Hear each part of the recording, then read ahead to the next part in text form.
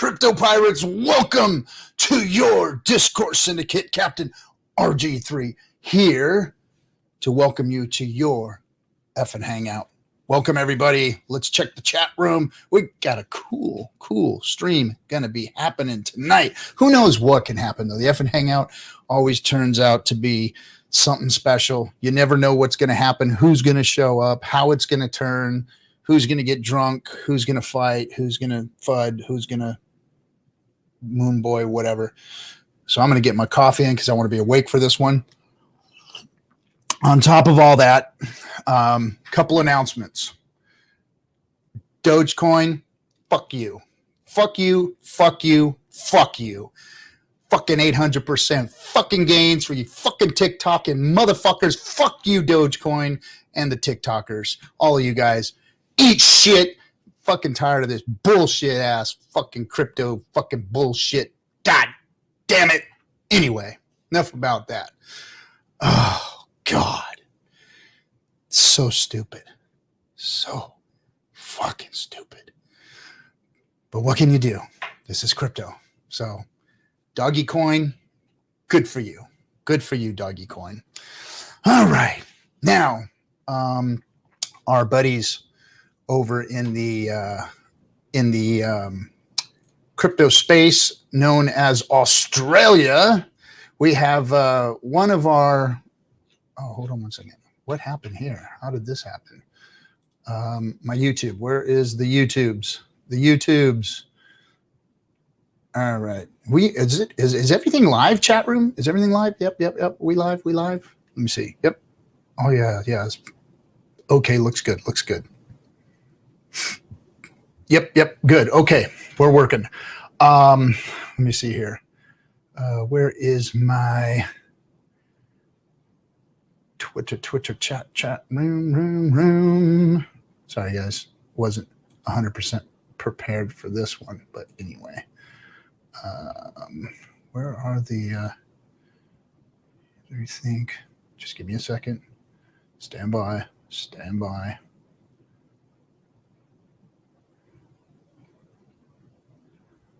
All right. Anyway, I'll get to that later.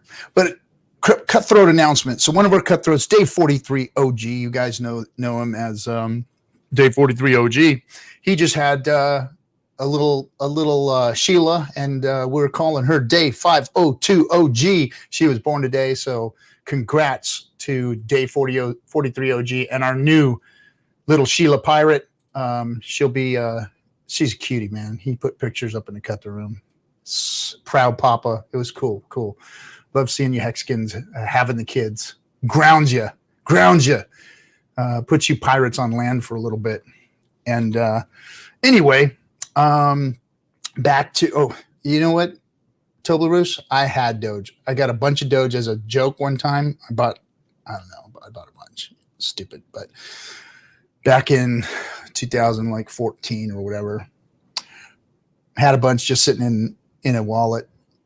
And literally couldn't get a hold of them because I think they were in like a Bittrex wallet that I couldn't get into. I finally got, begged and sent enough pictures of my butthole to Bittrex so they can give me my account back. I got my account back, and lo and behold, there was a big bag of Dogecoin in there, along with some other shit. I said, "Great, I'm dumping all this crap for Hex," and I did. I dumped it all. Got my Hex. Staked it, called it quits, called it good. And then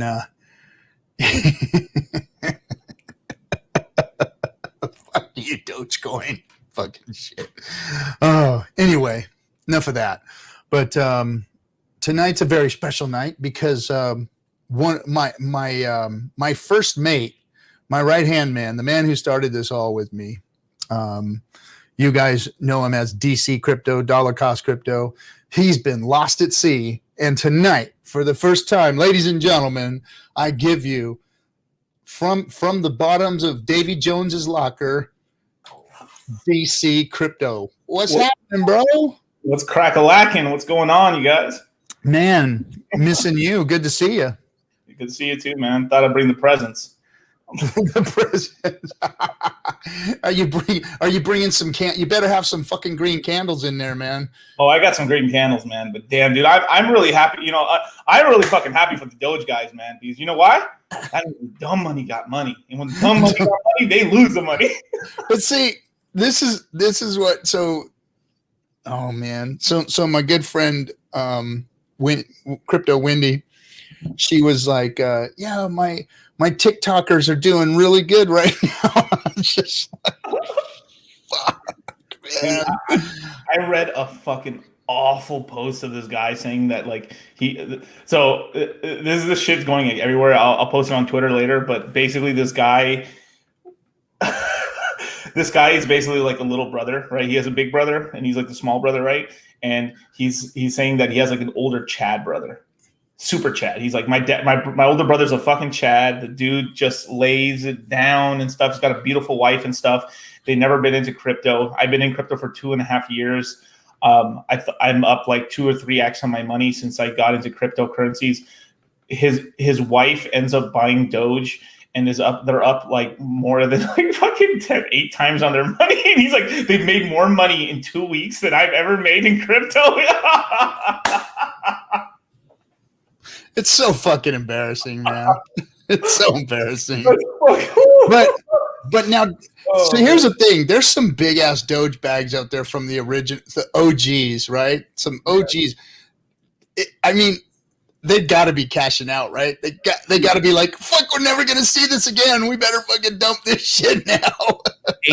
18 wallets own half the supply. That's crazy. 18 wallets, and then that's actually that. Fuck, man.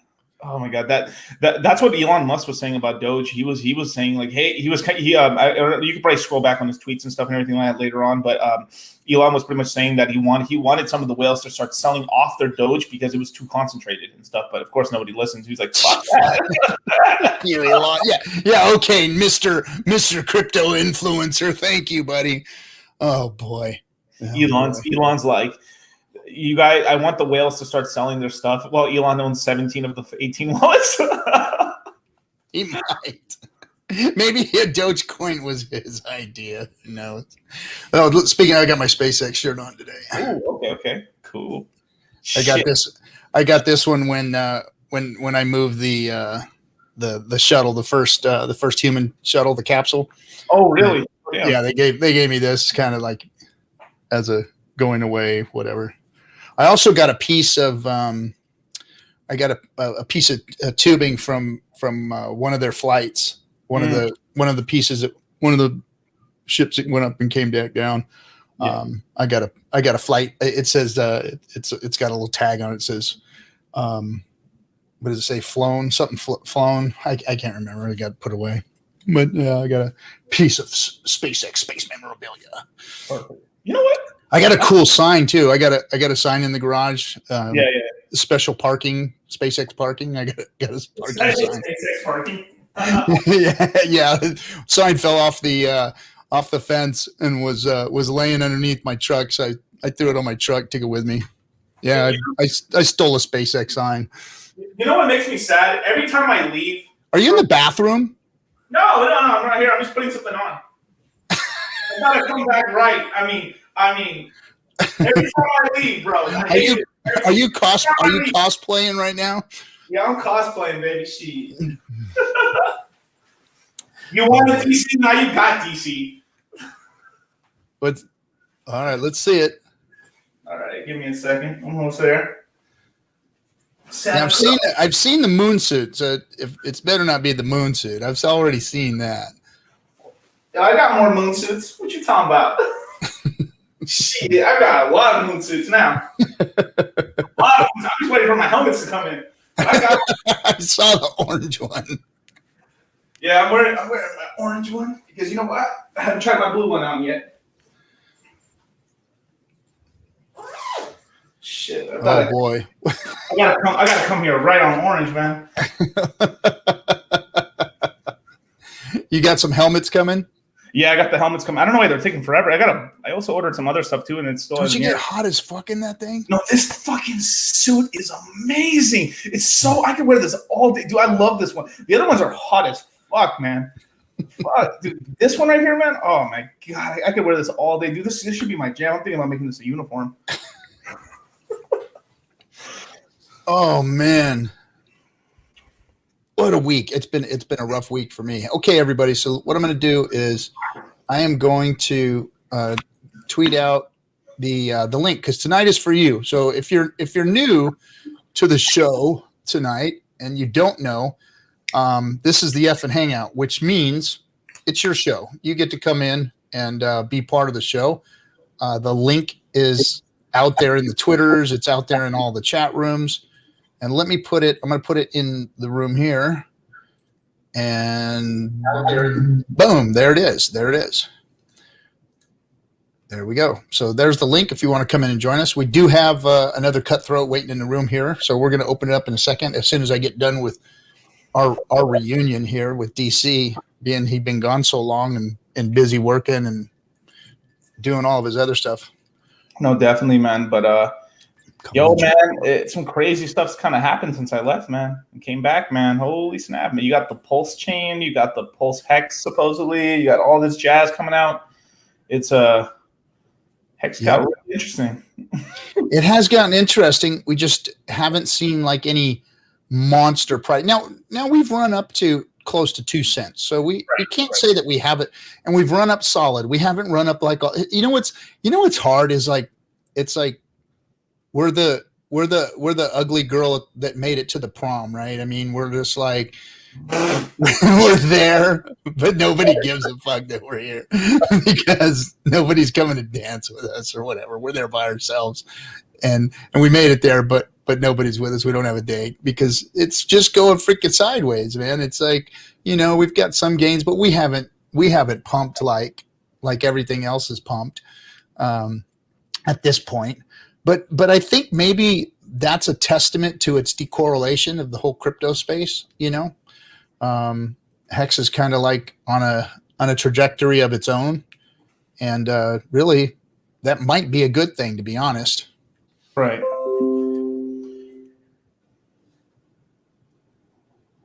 What? You think? Oh no, dude! I thought I lagged out, or you lagged out, or something. I was like, it just went dead space right now. I was like, what the fuck happened? I was waiting for you to answer. Oh, my bad. Anyway, got a little dip going on. Buy the dip. Oh, don't. It'll pump up right now. It'll pump up right now. We'll get a DS pump going here, right? Hell yeah, man! But no, I'm just really excited to be back and everything. And then it's fucking cool to see everybody, man. I was adding Hexicans to the army. Don't you worry about that. I ran a poll inside of the course I did and everything. And in terms of new Hexicans from this last course I did, we got 241 new soldiers added to the new Hexicans bought Good back. job, man. Yeah. I mean, obviously the thing is like I show everyone the information, I tell them what's going on, but the whole thing is like you don't shove it, you don't shove stuff down people's throats and stuff, and then they're like, damn, this thing's pretty cool, and then you lead in with more information on that, and then there you go. Like, yeah, I just had one of those conversations. So my father-in-law, who is he's a retired executive of a Fortune 10 company, and he very, very conservative investor type, human being, retired, of course, lives in, splendor on the beach. And he rarely talks to me about any investment advice. He tried to get me into he's got me into a couple little things, whatever, but very, very, very conservative, long guy, always wants everything long and, never day trades, any of that kind of stuff. And he did ask me a few years back to buy some crypto. And at the time, one of my good friends was creating one of those mining operation coins. Gotcha. And an exchange. And everybody who put their money ended up losing all their money, right? So him included. He put a very small amount in. He gave me a few bucks to put in. It wasn't anything monstrous, And so he calls me up the other day, and he tells me, "Hey, didn't I have some of that crypto?" Of course, he sees the price too. He's reading the paper or whatever he's doing. And I said, "Yeah, you did. You did have crypto." "Well, I had Ethereum, right? I know I didn't have Bitcoin. I had some Ethereum, didn't I?" I said, "No, you had." And I told him what coin it was. And he says, "Well, I don't see that anywhere." I said, "Yep, you don't." And he said, "So how are you doing? Did you?" I said, "Yeah," but I said I didn't tell anybody about this thing that I got into just recently. In the last year, and I definitely didn't tell him what I've done, as far as gains wise. But I did say, yes, we're doing well, and I told him what it was, and he's like, "Wow, that sounds like that's really going to be popular." And I said, "Yeah, it's doing really well." I said, it's got just word of mouth right now, and it's being gate kept. People are afraid of it, I think, and don't understand it, so. But he was very positive about it. And he said, "Well, let's sit down and talk about it some more." So I'm like, okay, freaking father-in-law's going to ape into Hex here. So anyway, I'm getting positive requests outside of, from the real world, right. Talking about it. So that's cool. And I'm seeing the outreach change. And then, of course, Discourse Syndicate is changing. And, doing some more outreach and hitting the crypto spaces. And I know that you're getting ready to start moving yourself into it a little more too, and branching out and doing more stuff. And we've got Nerd Girl doing her thing on Saturdays. She's got, I think she's actually going to be doing an interview with Johnny Litecoin. And she's going to have him on, and she's got some other big names actually that are requesting to come talk to her.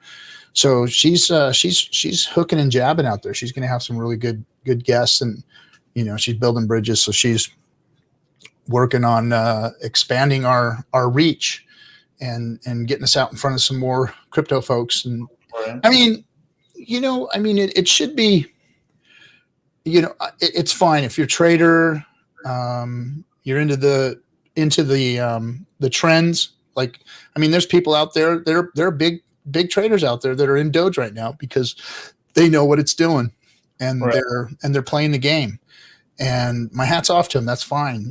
Those people can go do that. And there's a lot of other coins out there too. But all of these people should be diversifying their crypto bags with some Hex. Even if they don't fully, buy into it, they should have a little diversification into it, and put some of their money away. Yeah, sure. Go ahead and go trade, but put some away and save it for a rainy day, because the bear market will come. Yes, sir. Winter is coming. Winter is coming. And I don't really think like Hex is going to have that bad. Like, right now, this is just like me moon thinking a little bit, but from what I kind of see in the tea leaves a little bit, in the tarot cards and the stars and stuff that I'm reading and everything, right? I think Hex is actually going to do pretty well in the bear market. Actually, I think it's going to thrive in the bear market, and I think that's why we're seeing the sideways action right now. Because the bull run is like everybody's interested in the shiny objects. Why would you want to put your crypto away right now for 40% gains when overnight you're making 800 % gains on stupid shit like Dogecoin?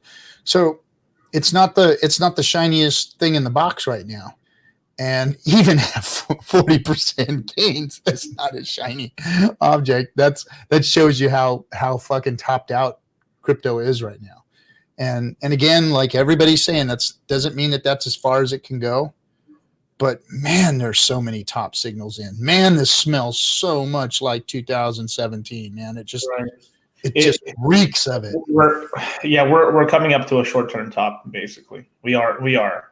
It's not going to. I personally don't think the whole market's going to be over right now. I think we're getting towards more like sort of a double top, basically. Yeah. So I think we top out somewhere in the summer, July-ish, around like the EIP 5059, maybe a little bit past there. Take a shit. It's going to be ETH. It's going to be an ETH crash, not a BTC crash, an ETH crash, and then go sideways for a bit, and then start going up for the rest of the year after that and stuff. But people are going to be, when that crashes, everyone's going to be thinking it's over. I don't think so. Yeah. Well, I think that you told me that like 6 months ago that was coming. So you've been predicting that for a while now. So We'll see how it plays out. We'll see how it plays out, but all right, well, let's bring them all in. The fellers are here. Yo, what's up, Half Nut? I mean, KNTX. You know, just hanging loose over here. You know what I mean? You're looking like the Emperor. What's going on? That's what I told my son before I got on the stream. I said, I'm going all Sith tonight. He got his nuts ripped off today, bro. What happened? It was yesterday, but yesterday. You run over the dog? No. He got his vasectomy yesterday. Yeah. Yep. So I figured I was already winning the genetic lottery. So Timmy B and Brissology. What's up, guys?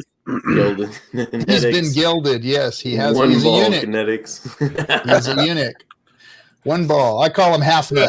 I thought you had three kinetics. 4, man. We'll call him nuts. Oh yeah. We'll call him Canetless. Canetless. We're at war, boys. Get your war face on, all right? I see that. Look at that. Freaking samurai. Oh boy. I'm in California, so I'm forced to wear a mask everywhere still. This is my mask. You look better with it. You should wear it all the time. I think so. I think I look a lot better with half my face covered. That's what all the ladies said. The samurai conspiracy theorist. Yeah. Brissology. How's it going, guys? How's everyone? Everyone's doing great, man. I'm awesome. Yeah, you're keeping me feeling good. Dollar cost crypto. Good seeing you, buddy. Haven't seen you in a while. I started catching some of your other streams lately. Captain, you like that? Okay. Fucker sitting on peas, on frozen peas. No one knew who Briss was until he put the mask on.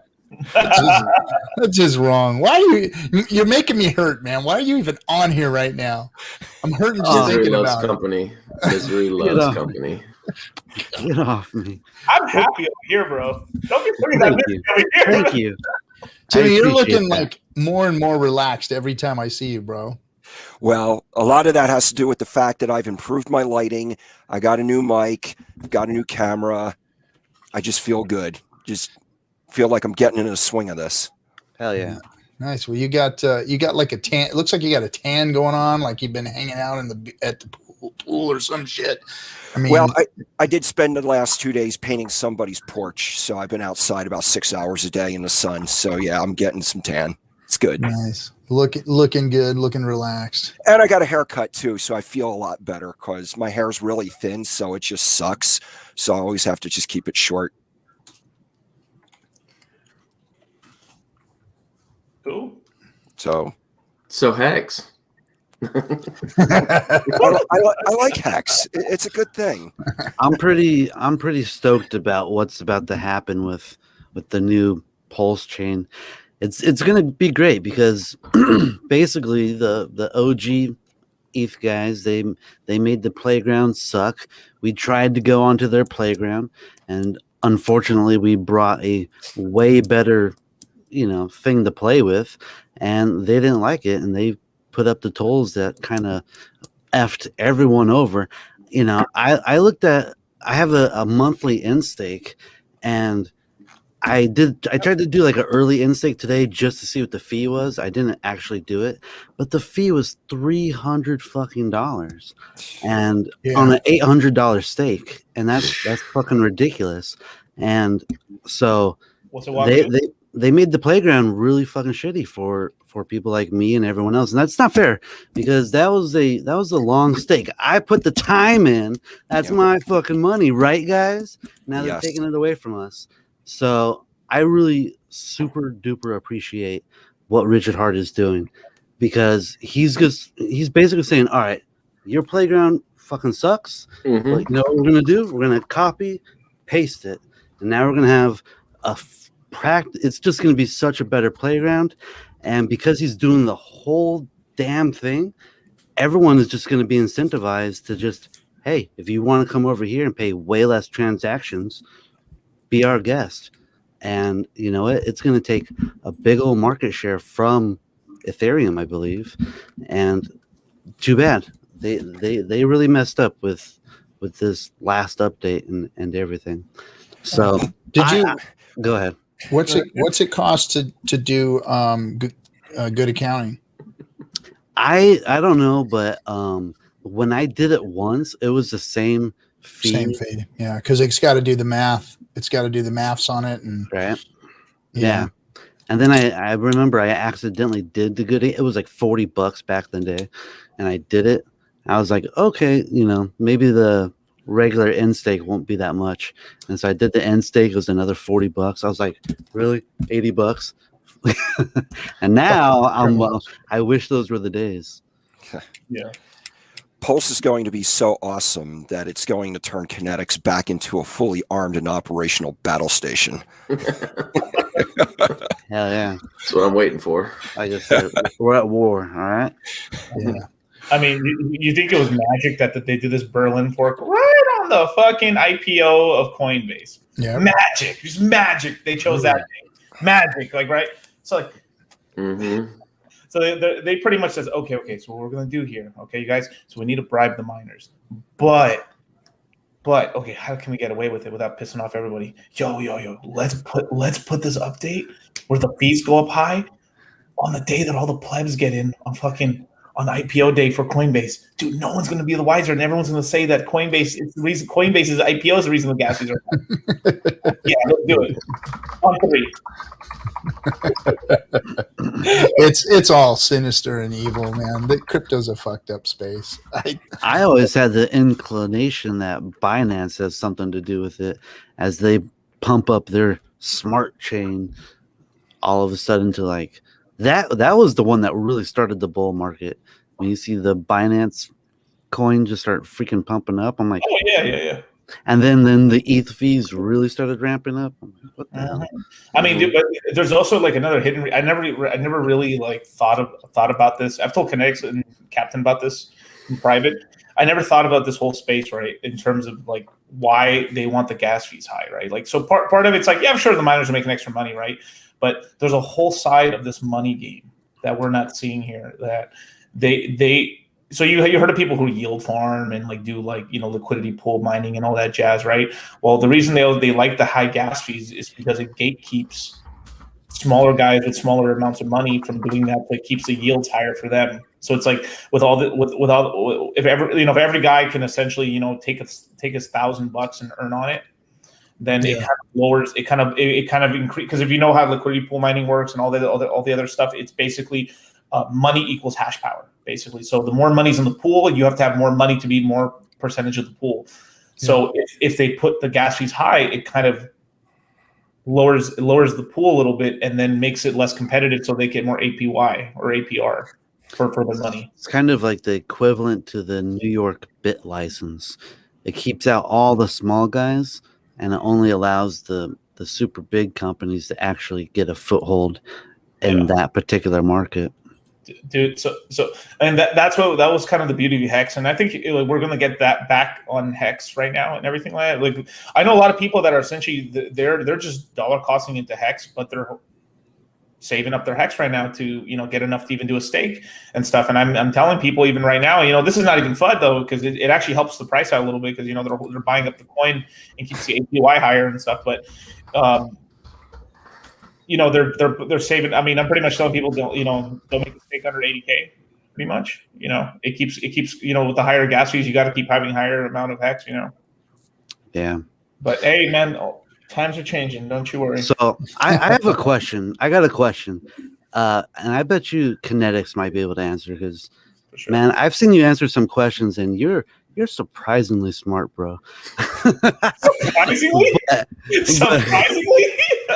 But what is the reason? What is the benefit of raising the S load amount? Can anyone answer that? Like, what is the benefit of raising that S load? The only benefit I see is to the whales, the early adopters. That's the only benefit that I see. How so? because they can still afford to transact. Like DC is saying here, they're playing this game with a higher APY than you and I are playing with the way that they yield farm and the way that they do their flash loans. But you and I, unless we got 10 grand to transact in one go, we can't afford to do that like they can.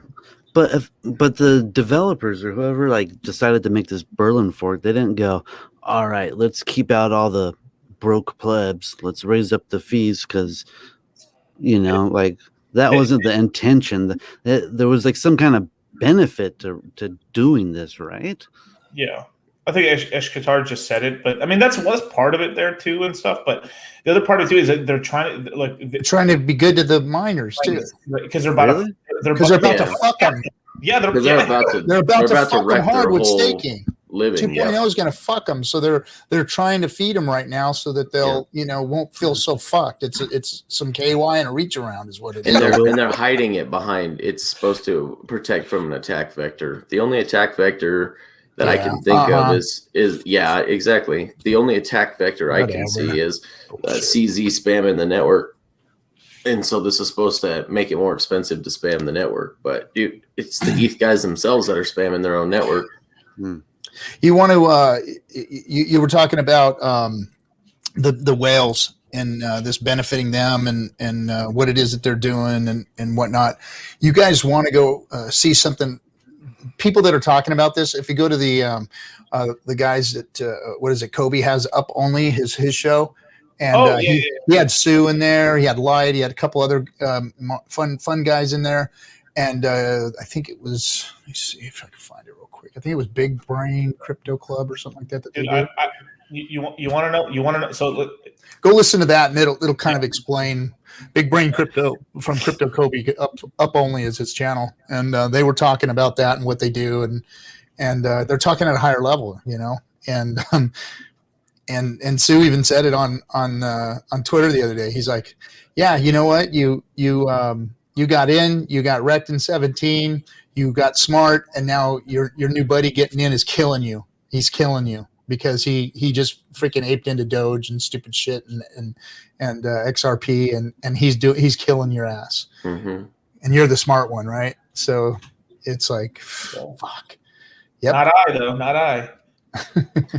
I'm up 300 and something %. I mean, X is DC's hashtag is winning. That's his hashtag. Hashtag winning, son. Winning.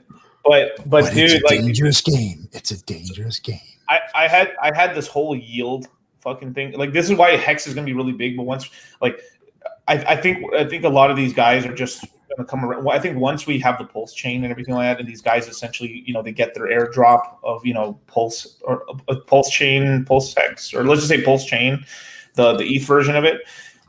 They're going to start coming around, and then they're going to start doing the same thing that they're doing on these other plays inside of Hex, because it's essentially they're just farming basically. That's what's going to happen, is that once they see this high APY and the APY start going down as a whole, right? It's going to be really, really, really tempting to do it over here and stuff. So I think they're going to be jumping over here pretty soon, but they're going to be able to get more yield because the fees are going to be just way lower.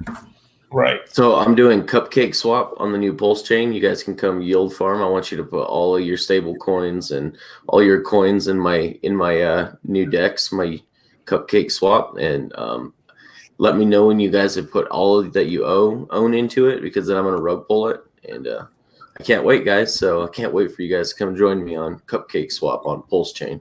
Right. Nice. And here, it's going to happen. I mean, that's all they're going to do is see a cheaper network that they're going to, and it's going to be aimed at more at the broke plebs, so to speak, not the big whales, but the little guys that only have a few $100 to transact with. The guys that chase after shiny objects. Yeah. Dang it! I forgot to get the domain first. El Hexidente beat me to it. I said, "Oh my lord!" nut swap. What's good, brother? Oh man, ball swap. Ball swap. Yeah. Ball swap. Nut slash. When ball swap Cabana says. So something something we were talking about earlier. Yeah. Go ahead, What's up, Freddie. y'all? Does so we on happy hour earlier. We were talking about, does gatekeeping end with Pulse? No. No. No. Well, I don't Doubtful. think gatekeeping is ever going to end, to be honest. No. I don't think it is. Hmm. Because Not for Hex Hex. sits in the craw. It sits in the craw of crypto Yeah. completely. You know what though? We're gonna have such a much larger media footprint Yeah. at the beginning than Hex ever did, Yeah. that we're going to be able to counter their narratives of scam or whatever with, no, this is for the greater good of everybody. So Yeah. everyone earlier on happy hour was saying the exact opposite. They're like, yo, this is even better, because all the haters who said Hex was a scam saw 382x gains, whatever it is right now. And they're going to be like, oh, fuck, this one's going to be even better. So they were talking about earlier, everyone's going to FOMO in on Pulse. And That has nothing to do with gatekeeping, though. But it's, I know, but the gatekeeping, it's just, no. Here's what the gatekeeping is. Give me money in the back round. Yeah. That's it. That's really where it comes Yeah, that's from. the other Yeah. thing that they want. Well, I mean, whoever is running Pulse, whatever's going to happen, they say that they are going to play the game, and by playing the game, that means paying these influencers and paying these exchanges Paying exchanges. Yep. and doing all this crap. Hey, you want I think it'll Yeah. bring more eyes to Hex, Right. but I don't think it'll stop the gatekeeping. no. But we're becoming the influencers is what's Yeah. going to happen. Yeah. We're becoming the influencers. Yeah. And it will flop. It will flop just like the market caps will flop. It'll flop. Yeah. It's just going to Let's- take some time. We all know that Richard did it right with the release of Hex. I mean, he did it right. Oh, He yeah. finished. It was a finished product. He didn't pay off people. He did the AA in a way that is so amazing, especially adding the Bitcoin free claim, and the rest of crypto hated him for it. So he's going to do it the traditional way this time. He's going to get all the eyes, all the attention, and it's the lesser way to do it, but it's the way that crypto is used to, and it's the way that they want him to do it. So I don't think there will be gatekeeping with Pulse, and it will eventually lighten up the gatekeeping on Hex. But at first, I don't think it'll stop the gatekeeping on Hex at all, because no one still paid these exchanges billions of Hex and whatever else to get listed with them. Yeah.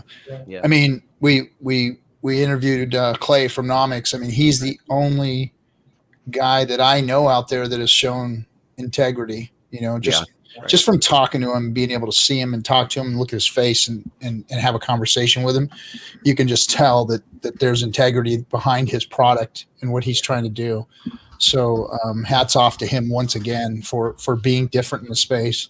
And that's what it's going to take. Is it's going to take more projects to come out and change crypto, because I mean, look, it's fucking running rampant right now. I mean, it's like it's Sodom and Gomorrah out there in fucking crypto right now. It's TikTokers are getting rich off of freaking meme coins. I mean, it's Tell us how you're and Tell we're us how being you really- attacked too. And you don't know who's attacking us. It's all like invisible attacks from left and right, high fees. I don't think they're even attacking us, really. Someone is. No, I don't think they care. They really don't care. They figure that they have so much power they can just ignore us away, and that's that's what they're doing. They're ignoring us away. This whole thing with ETH, this was an attack on Hex. This wasn't an attack on Hex. Oh, definitely. It appears to be an attack on Hex because the S load is important to us, very, very important to us. It's utilized to its maximum extent by us. So I think that we just got caught up in that, and they don't give a fuck, and that's what happened. There's a bigger picture to that whole thing, and I'm telling you, they could care less about us. They don't. I know they're probably afraid. They don't like what they're seeing, but I think that if they figure, hey, just ignore it, don't look at it, and it'll go away. Don't look at it, and it'll go away. And we're more powerful than them, because when people have millions, billions of dollars, they feel like they have a lot of power, and they do to an extent. but they feel very, very superior to everybody else, and they don't. Yep. They don't think that their shit stinks, and they don't think that they can be brought down, and they don't think that anybody can do better than them, and that their way is the way. You know, pay to play is what they want, and if we don't do it, then we're insignificant. Yep. Hex has made me feel that way about fucking motherfuckers who aren't invested in Hex. Yeah, I'm like, right. motherfucker, you want to get on my Right. level? Let me tell you. And now, oh, you want my T-shares? Well, you know, you probably Yeah. couldn't get a loan for that much. Like, fuck you. Welcome I to the have- game. Exactly. I have buddies that come to me. So what about this Bitcoin and Ethereum thing? Because I know since 2016 I've been in crypto, and I'm like, you don't want that trash technology. Let me tell you something. And then you give your 30-minute spiel, and they're like, lost, eyes glazed over, and you're just like, all right, what we need to do. Here's my link to get yourself a Coinbase account. Come back to me when you've got some USDC. We'll talk. I'll walk you through all of this. It's almost unbelievable. Like when you tell people about what's happened over the last year, and we're like, bruh. And they were like, when did you get in? And you're like, yeah, here's when I got in. They're like, what? Yeah. It's almost unbelievable. Like Show me close. normal people don't see Yep. gains that Yep. Richard says it all the time. Like fucking, I'm not in it for a 2x. Fuck. I have silver a- for gold. I have on the Staker app. I only have one wallet that I invested $3,000, like in the middle of January, about day 33, day 34. One wallet with just that amount, and it was about a $3,000 buy-in. I hope and you that- 5555'd it. No, it's laddered. Okay, It's all laddered. right, all right, It goes okay, out all right. to 5555, but it's not Okay. all just one lump sum. But it's Smart funny man. how many people. I'll just pull this out when they're like, "Well, what do you think about this?" So tell me more about this Hex thing, and I'll pull out the Staker app and I say, "This is a $3,000 investment," and then you show them what it's worth now, and their jaw just drops. Like, you're kidding me. I'm like, "Yep," and I've been yelling from the rooftops, and you guys just aren't even listening. Oh, another cutthroat. Hey. Hey. What's up, Steven. bud? Good. What's I'm up, out. Hey, Motley. guys? Perfect. That was the whole plan. That's fucked up. As long as you go to the moon, I'm okay with it. Hey, Freddie, since when did you become a 555 maximalist? Jesus, bro. Bro, man, like, We're out here T-shaming. you know when I became a He's 555 He's probably been maximalist. talking to When I've Korean got too much. no, I've got fucking 7 stakes, I can't fucking end stake because I did monthlies a year ago. I was like, and they're not. I mean, it's not a lot. It costs more to end stake it than it does. So That'll that's make why- you a that's why I'm quadruple a fucking maxi. 555. Now I'm like, fuck everything. 5555. man. I feel Uh, really bad about the people who have stakes coming out this year. 15 it's years just- every month. Yeah, I'm That in the was my same ladder. boat. Ah, But don't worry, man, because as soon as the new PulseChain gets up and going, yeah. yeah. we're gonna get access to those. And you know, the one thing about that, I'm not sure if I mentioned it earlier, but we can, or Richard can launch the PulseChain a lot faster than Hex because the PulseChain can be updated, Copy and unlike Hex. I wouldn't be Mhm. surprised if it shows up at the end of the month. I would not be surprised. That soon? I would. Yeah, I feel like he I hasn't don't. even I figured don't out think game- that he just game started theory. working on it. To be honest, Right. I think No. that I this don't has think been so in the either. making from Yeah. the I think beginning. you're right about He that. 100%. said sooner. He said a lot sooner than 6 months. Yeah, I So- think that he's been working on it for a long Mm. time, and then it's finally become time to make it happen. So he's Right. I think maybe he's just saying, "Hey guys, fucking chill," because I mean, people are getting raped right now. It's a raping right now, If we're and yeah. I think he's like trying to calm everybody down, going, "Hey, I got a solution, guys." Just he probably was waiting to because if you even remember, like 6, 7, 8 months ago, he was saying things like, "I got some really cool stuff coming. I just can't Mhm. talk to you guys about it right now." Well, you know, guys I mean, only what knew was I it? What working was he on. talking about?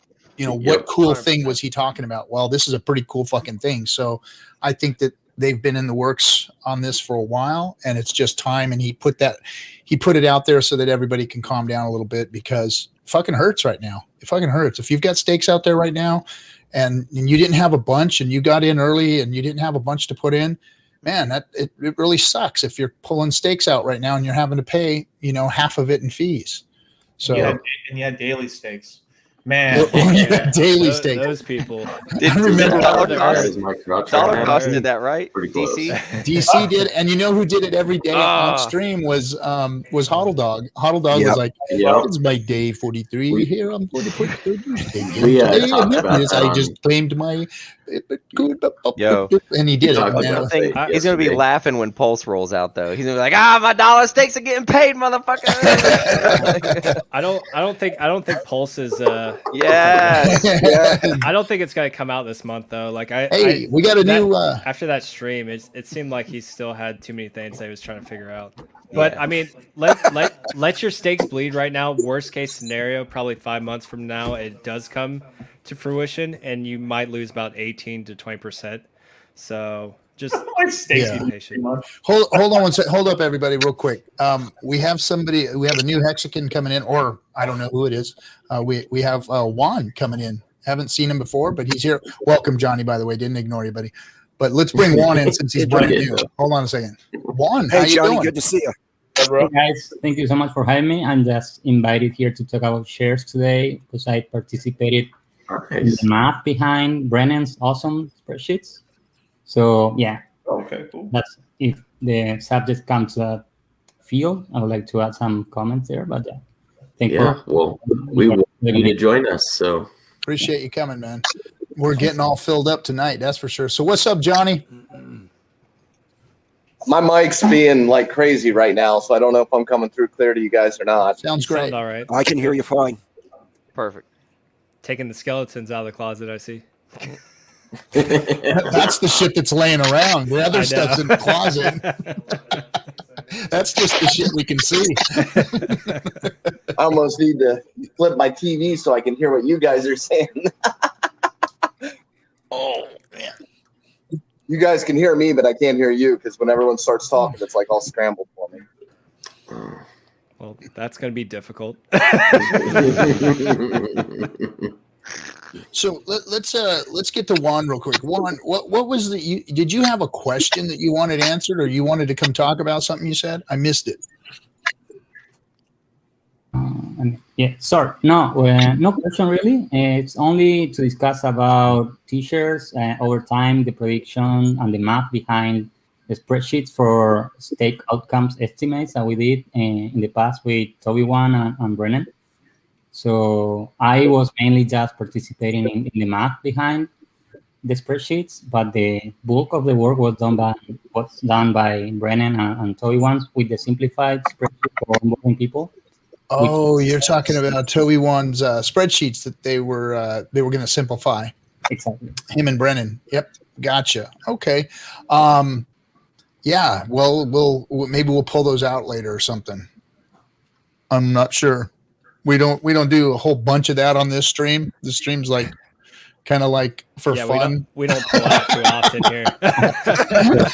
Sorry. Spreadsheets. Well, it's kind of fun when you see your stakes evolving through 15-year window and exponentially growing. So yeah, it has some fun to it too. No, you're right. You're right. And for those of us who've been staring at them for, the last year plus, I guess, I don't know. It's it's anticlimactic anymore. Just like, but looking at your gains every day is awesome on Staker. Hold on a second. I wanted to say something. Steph, yeah, but people, what's he saying? But for sure, it will take many months. Yeah, look in the comments. Steph is kind of laying down. He's letting us know. Yeah, it's but not people coming are anytime expecting soon. something sooner. Wow, Yeah, he doesn't you're think not it's getting coming pulse. anytime He soon. said, You're "Shut not up, getting RG3." 0% chance. Zero. Essentially, he said, "You know nothing about development. Shut up, you plebs." Pretty much what he said. So he said Motley was right. Sweet. Nobody knows. Nobody knows at this stage. I Too love much it. fantasy talk. I know. Hey, what else is there, Steph? Bring something solid if you don't have any fantasy talk. I mean, that's what this is a talk show where we talk about what could happen. It's called Discourse Syndicate, meaning that So we're all here talking shit. That's what we do. We want you to sit here and go, oh, never mind, guys. It's going to be boring for the next few months, and Richard's not coming out with this thing anytime soon. I wanna We're just going to bring have to attention wait. to this. And pay the fees and just hang out and watch your Don't bags take- bleed and don't watch take all the of bait, it. Steph. Watch Don't take the Dogecoin take bait. over crypto. You know what I can show you is something that Richard actually did say. So let's pull this up here. I'll make this big. But I love this. So is selling all your forked coins aside from Hex for Pulse going to be a thing? And quite simply, he said yes. So looks like they're bringing other coins from the system state over, and we can dump it for more Hex and more Pulse. So that seems pretty encouraging to me. Wow. Nice. You know, when I first heard about it, I thought it was just going to be like a standalone, product for Hex. Like it was just going to be a Yeah, chain That's just what for I thought. Hex. Wow. And but the whole thing is about keeping the liquidity. And I guess he figured, hey, you got to just copy all the liquidity for everything, otherwise it's probably not going to work as well. Well, basically, So- what he's doing is he's stealing coins off of Ethereum's network and bringing them over. He's going to be Yeah. stealing. He's coming Stealing. for And if it's Ethereum's better, lunch. if The it works question- better, if it is better, then why wouldn't people come over? Yeah. Why The wouldn't question people- is he going to let the people who have control of the coins now continue to remain in control of those coins? Because it is very possible when you fork it, because you are the dev, you are creating it, to put a different private key controlling those coins at the time of the fork. So it is possible to take control of those products as you fork over. I think he'll let everyone keep their keys because that will think so, earn their too. trust. I think so too. Otherwise you just couldn't trust it. That's my guess too. I think it would be very hard for the crypto world to just go ahead and give Richard all of the keys. I'm waiting for us to say enough wrong things on the stream for Steph to come on. That's right. Yeah, that's- correct everyone. PulseChain's coming out tomorrow, you guys. You're baiting them. Steph's going to come on coming and out go, motherfuckers. Richard's going to take all the ERC20 tokens. He's going to take control of all of them on the fork. Yeah. Come on, What Steph, if come we on. start bullying Steph on stream just to get him to come on? Maximum pain. We love you, Steph. We love you, bro. He Well, said, if we We'll- weren't we'll here get for him on his here one comedic way or the relief, other. who would be? you guys woke me up, he said. Well, I'm just glad you have the alert on, buddy. That I appreciate you. Everybody, be like Steph. Push the alert button for the YouTube video for Discourse Syndicate and get woke up by all the pirates. Man, we fucking dead space right there. What the fuck was that? What's that?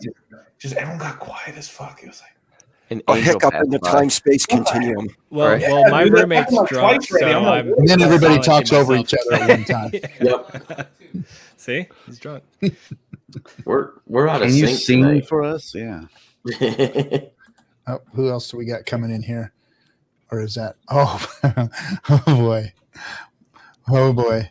All right, everybody, ladies and gentlemen, let's throw a hand grenade in the room. It's There he Machiavelli. What's happening, buddy? You got to unmute yourself. Or actually, we could have just. He's our local philosopher. Yeah, I love that stuff. Just good to make my face known out here. I'm out here chilling, out here in the T.me chats all day, every day. Well, someone's got to be, so we appreciate you representing. Absolutely. There's always a small group of people, if not a large group of people in there. Shout out. cool. Nice to meet you, man. This is about as philosophical as I get. Good to meet you, brother. A motherfucking giving tree. Good to see you guys. Richard's going to be able to help out so many more people with this PulseChain now with the low fees. It's going to be great. How many times has that been said? At least 5 times this stream alone.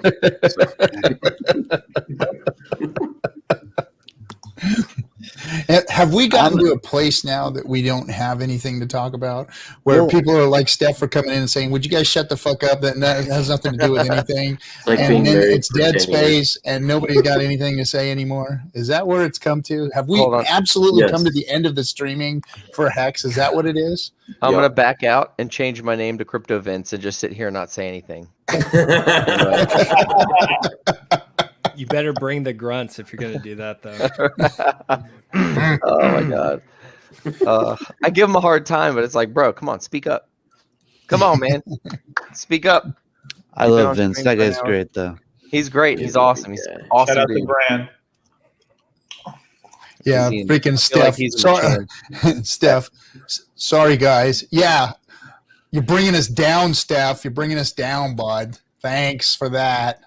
We're a bunch of moon boys. Look at what this guy's wearing right here. Look at this guy.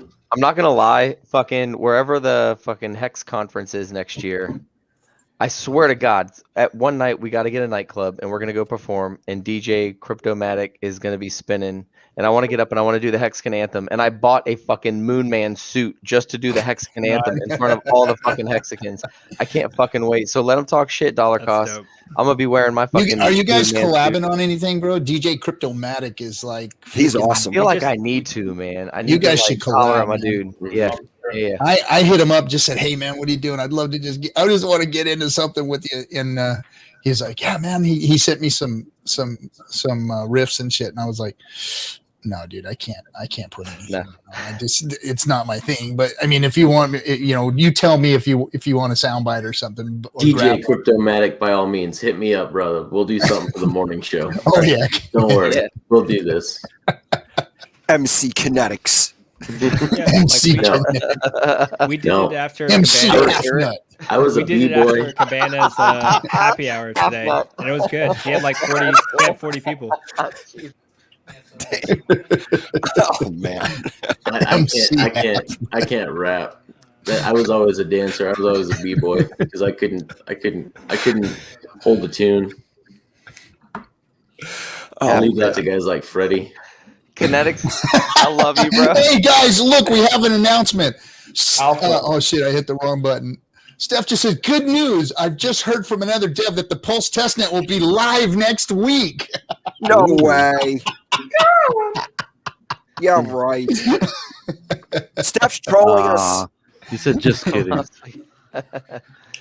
We got shit. Rick rolled. Okay, so What were you saying, Freddie? I can't even remember. I've been drinking since happy hour earlier, and Drinking some I happy I hour. blame Crypto Cabana. So my wife, dude, check it. My wife is out of town this weekend. So as soon as Finn goes to bed, it's like I got shit to do. I'm not upstairs watching some stupid show on Netflix. So I'm like, let me kick it with my boys tonight, man. So, dude, like I picked up my son early from the sitter just so I could be on time for happy hour. So 5 o'clock. Yeah, I've been drinking. I mean, I'm a responsible parent, and he's in bed and he's safe. But it's been about 6 straight hours of just hanging out with fucking Hexicans, man. It's awesome. That's awesome. It's good to get away, man. It's good to get away. I was saying, man, Connects, we're on the opposite end of things. Like you're ending your like parent like streak, you know what I'm saying? And I'm just getting into it. So I'm the opposite side. I got little kids but it's awesome. I'm a little jealous, not gonna lie. Well, good on you, brother. It's a fun journey. Just ask RG3 over here. It's a fun journey. He runs the gamut too. He's got 20-something-year-old and a oh wow, 4-year-old now. I got a 4-year-old. Oh, dude, you all over the place. 19 and a 16-year-old in the middle, and it's just my oldest is 15 now. Obviously, Damn. my youngest is 3 months, and so For family guys, my 19-year-old just solid though. That's awesome. That how do makes you it so handle much easier, guys man. wanting to cash out every day? Who? not my kids. How do you handle the guys wanting to cash out every day? Johnny Chaos? I got an upgrade. Johnny is Look at back. Johnny's back. Is your microphone working now? I think so. All right, Toby good. Wan. That's good. Hey, what's up, fellas? Toby Wan. Hey, RG, I asked Juan to join tonight, thinking we might be able to throw up that spreadsheet for a couple of minutes. Oh boy, here we go again with the fucking spreadsheet. I know, but all hey, right, all I'm right. not. Let me Believe get me, the I'm. goddamn spreadsheet. Hold on. Well, can you have Ladies can and Juan share gentlemen, the I'm going to screen? bring this show to a screeching halt, and we're going to show you a spreadsheet. No, and then we'll give everyone stuff to talk about for a little while afterwards. Let But me see. I think where- Juan can share it. If you can let Juan share his screen, then he can kind of go through it, and I can give a 5-minute rundown tops. Super easy. I want to see the numbers. You're not hacking me, are you, Toby? You're not hacking me, are you? I'm watching numbers, this. man? We're like Two-pronged attack. Me and Juan are Am coming I after you. freaking going to get hacked? Someone else is trying to come in here, No. guys. So we are. If anyone's not going to be hanging around for too long, let's try to keep the final spot open. We might have Brian from High Impact Flicks coming in tonight, so we just have no idea if he's going to show. So If he comes No on, worries. he If can you need take a my spot, I'll jump off. Yeah, I I can got, dip I gotta out. drive to Norfolk tomorrow, so Yeah, I don't Drive to think Juan or I was. What are you Plan on doing? What staying you doing long. out at the Norfolk? selling one of my properties out there potentially. Oh. I'm gonna go show it to a couple investors and then. Okay, Ben What Mala. are you doing? You getting ready to get out of there or what? I see a bigger buying opportunity coming with the PulseChain, so I'm just getting some extra capital on the side. Nice. Wow, he's gonna So- sell a house, guys. Talk So if about you need FOMO. spot kinetics, just let me know. In a seller's market. He's selling Yeah. a house in a seller's this is market. the time to do it. There's no I doubt about it. had two new investors hit me up today. I was already planning on going down there to show it to one group, and I had two new groups hit me up this evening. So I'm going to be showing it to 3 different Nice. investors. Tomorrow. Perfect. So yep, Perfect. bidding more. Let's go. It sucks, man. My wife and I made an offer on a place in the Outer Banks today, and it came on the market yesterday. We saw it. We were like, yo, it's everything we want. Made an aggressive offer. Final and best offer had to be in by 5 Eastern tonight. We got a text at 5:45 like, nope, you weren't close. And we were like, what the fuck? We were like 15K over asking price. Like, It's so nuts right now. and I work it's for a lender. crazy. So I It's literally, crazy. I wrote the letter and like, here, we have a $6,000 guarantee that we're going to close on time. I mean, like I'm in the industry, so I know what it takes to make it happen. And I put everything up front and it still wasn't good enough. It's like, all right, okay. Just a fucking joke. Just gotta throw this out Jeez. to Hexander. He just threw this up real quick. That's awesome. That Oh sucks. shit! Now I lost. Yeah, That it thing- is. There you It's go. crazy. I don't know about in your area, guys, but in our area, there's just literally there's no inventory. So sellers are literally just naming their price. Yep. And they're And selling. they're getting like freaking high percentages over ask. And the, Yes. and the cost of building is going through the roof. The supplies are going up. So Lumber. building homes is going Yeah. up. Lumber's Yep. crazy. Lumber's Everything. gone, what, 5X in the last 3 months? Yeah. I saw $9 for a 2 I thought before. it was Steel, gonna crash. steel went up 11%. A trailer that I would want to buy last year at 70,000 is $93,000 right now for a freaking trailer. A trailer. I thought the housing market was going to crash this year, but I'm changing that now. Like, this shit's just going to get stupid expensive where no one can fucking Yeah. afford it now. This money printing is bad. really like added an extra bit of Yep. life to this fucking Yeah. pump. You know what I mean? Here, let's okay. So let's get this taken care of. I want to give Toby Wan his 5 minutes of fame here on this thing. Yeah, Let's see thanks, if I man. can open it for you. And, Oh, you've got it up? Okay, I was going to have Juan open it up if you let him share, well, but if that's you fine. would rather have Juan do it, then let's have Juan do it. Yeah, if you don't mind. Juan, if you can share it, then I can kind of walk through it and you can point out. After he the different areas. compromised your computer already, RG. Yep. I know I downloaded his damn link and everything. It's like, Yeah, it's just a Google Drive link. I'll make it available in the chat if anybody wants to play around with it afterward. But basically, Brennan, for those of you that don't know, he started off with a very, very elaborate spreadsheet that would be pretty intimidating to most. So I just kind of whittled that down to something more palatable and more digestible for the most users. The predictive elements, which are in tab 2, it's a payout simulation trying to determine approximately what the hex per T-share per day payout will be over time. Juan helped with that and fixed that so it actually is more reasonable, so it's not so moon mathy.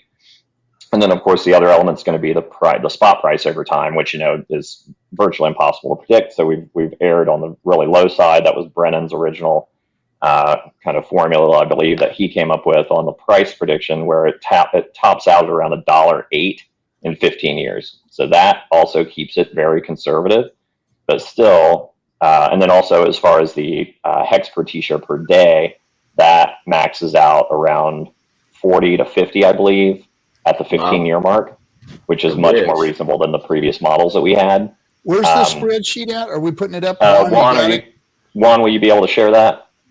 Yep. Okay. I'm trying to find this right here. Sorry. That's all right. You said the daily payout would be 30 to 40? Payout in 15 years, what we have predicted is that it'll max out about 40 to 50 hex per t-shirt per day. Right. And then kind of what's fun about that particular spreadsheet is you can... All right, he's getting there. That looks like a giant middle finger. Yeah. You throw the next tab over. Hey, Juan, if you go to just instead of sharing your whole screen, you can go to just share the application itself. I think I am sharing only this browser. Do you see my whole screen? Okay. Yeah, we're seeing your MT whole screen. Pointer, thank you, sir, so much for the donation. We appreciate you, brother, and we're See if you can- disappointed to see you not on here tonight. When you go in there, it'll give you different options, either Chrome tab or application. Hit the application window and just pull the application up. That way, your whole screen doesn't come up. Try not to dox people too much. I think I think this is the most exciting. Can you see everything? Can you see Let's my chart? Yep. Can now. So- Here, let's try this. Let's see if this helps a little bit. There you go. Yeah, and Juan, let's see. Yeah, so I wanted to start with this screen because it's the most exciting part when you see everything put together. And this is how Kareem advice looked like. This is putting a 30% of your bag in a 5555, and then yearly or 6 month stakes spread to like 1 to 15 or 14 years, and the last one your big bag with 30% of your bag, because the bonuses will give you like 3x, and that not 2x, 3x, and that's gonna make you like 200% of your original economic energy, right? And then by being 5555, you have all these yellow bar that represent interest, and then if you are original like OG, like pre-BPV, the orange will show what BPV represents here, and the blue one, it's your principal. So you can see over time how the 5555 is a lot more profitable than shorter stakes. And what I did to this spreadsheet was basically just improve a little the math behind the payout simulation, and maybe a little more conservative on one hand and exponential on the other, right? So this is adjusted to the new reality, because before BPV we thought it would spike to 3x and the share rate after the short-term stakes ended, but by having the original account staking, that went to 1.6 and something. So this is the updated curve that gives the payout per day per t-shirt over the next like 16 years. And this over the course of your stakes, you simulate your stake here. This is the original like bloated spreadsheet, but so that's the original sheet, just so you guys get an idea of what we kind of started with, and that came from the brilliant mind of Brennan.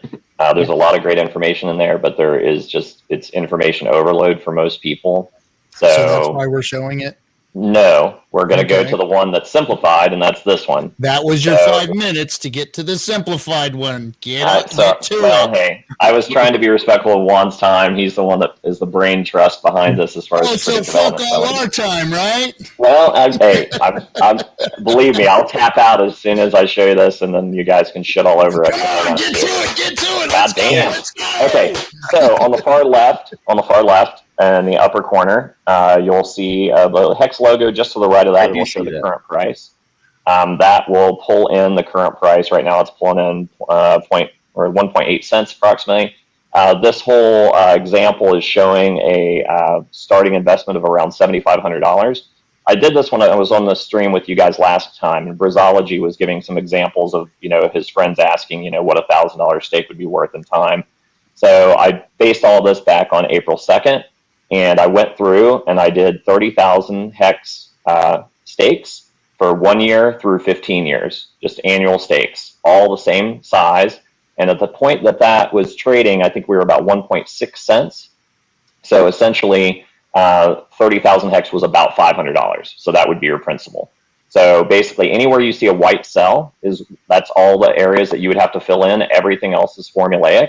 So you put in your beginning date, your end date, your principal, and then you go to go.hex.com and see what the T-shares will be for that particular stake, principal, and length. And then as you scroll to the right, if you can scroll for me, Juan, then basically you start to get other information. So you'll see the average interest during the life of that stake, the interest that you should accumulate during the life of that stake, your total, which is going to be your principal plus your interest. This does not include BPD because I figure most people that are going to be using this are getting in new, but there is a column that you can expand. That don't bother with it, Juan, but there's a column you can expand and you can add in what your BPD payout was if you want to include that. I believe it's column Q, so it's hidden for now because it just convolutes things. And then as you go across, you can see at the end, there's a column, I believe it is column, well, it looks like column Q actually. End of stake price prediction per Hex USD. So that's telling you what the predicted price is based on Brennan's original model. So they're saying at the end of a year, he's predicting that it's going to be about 10 cents. So I think, and probably most of the people on the stream think, we're going to be well above 10 cents a year from now. But that just kind of gives you an idea of how conservative the price predicting element is. And then as you go down through, second year, 17 cents, 34 cents, or 24 cents, 31 cents, and so forth, until you get down to the 15th year, and it gets up to about $1.07. So nice. Where can we download this at? I'm going to put up it's on Reddit now.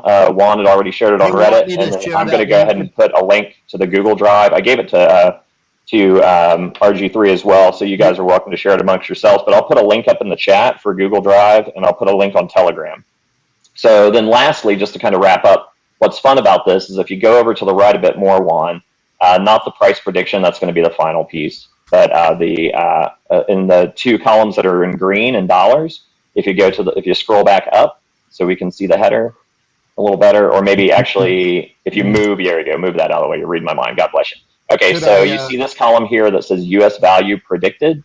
That's essentially telling you if we hit 10 cents, like the predictive model is telling you, then essentially that's going to be the value of that stake at the end date. So I believe, if I can get my glasses on here, it looks like that $500 stake would be worth approximately $3,700. Or scroll to the top. I want to make sure I'm looking at the right one. Scroll all the way up. I think it's row 9. Yep. Yeah, there we go.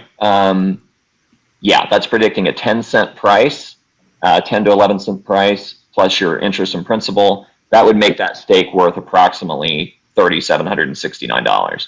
So now, what's interesting is the column what you're telling me is number goes up. Pardon? So number goes up, and T-shares continue to pay trustless interest through time? Correct. Sweet. Great synopsis. Yeah, so it's still basically the last little piece of this, it just is kind of a fun element. I just kind of call it my moon math column.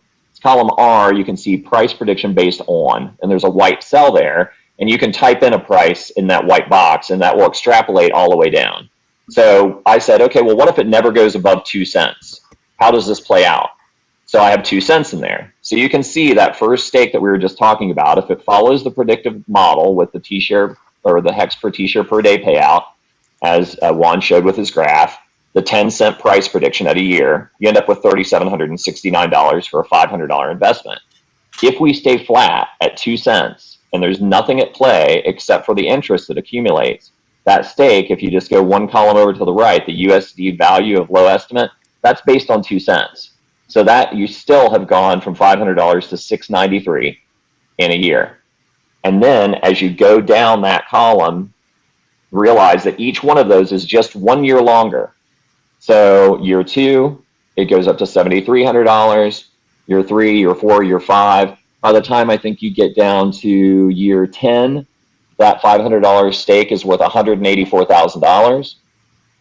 But that same stake for 30,000 hex, $500 worth, for a 15-year stake, instead of it being $184,000, if you stake it 5 more years, just because of the value of those T-shares over those last few years, that same stake should be estimated at $817,000.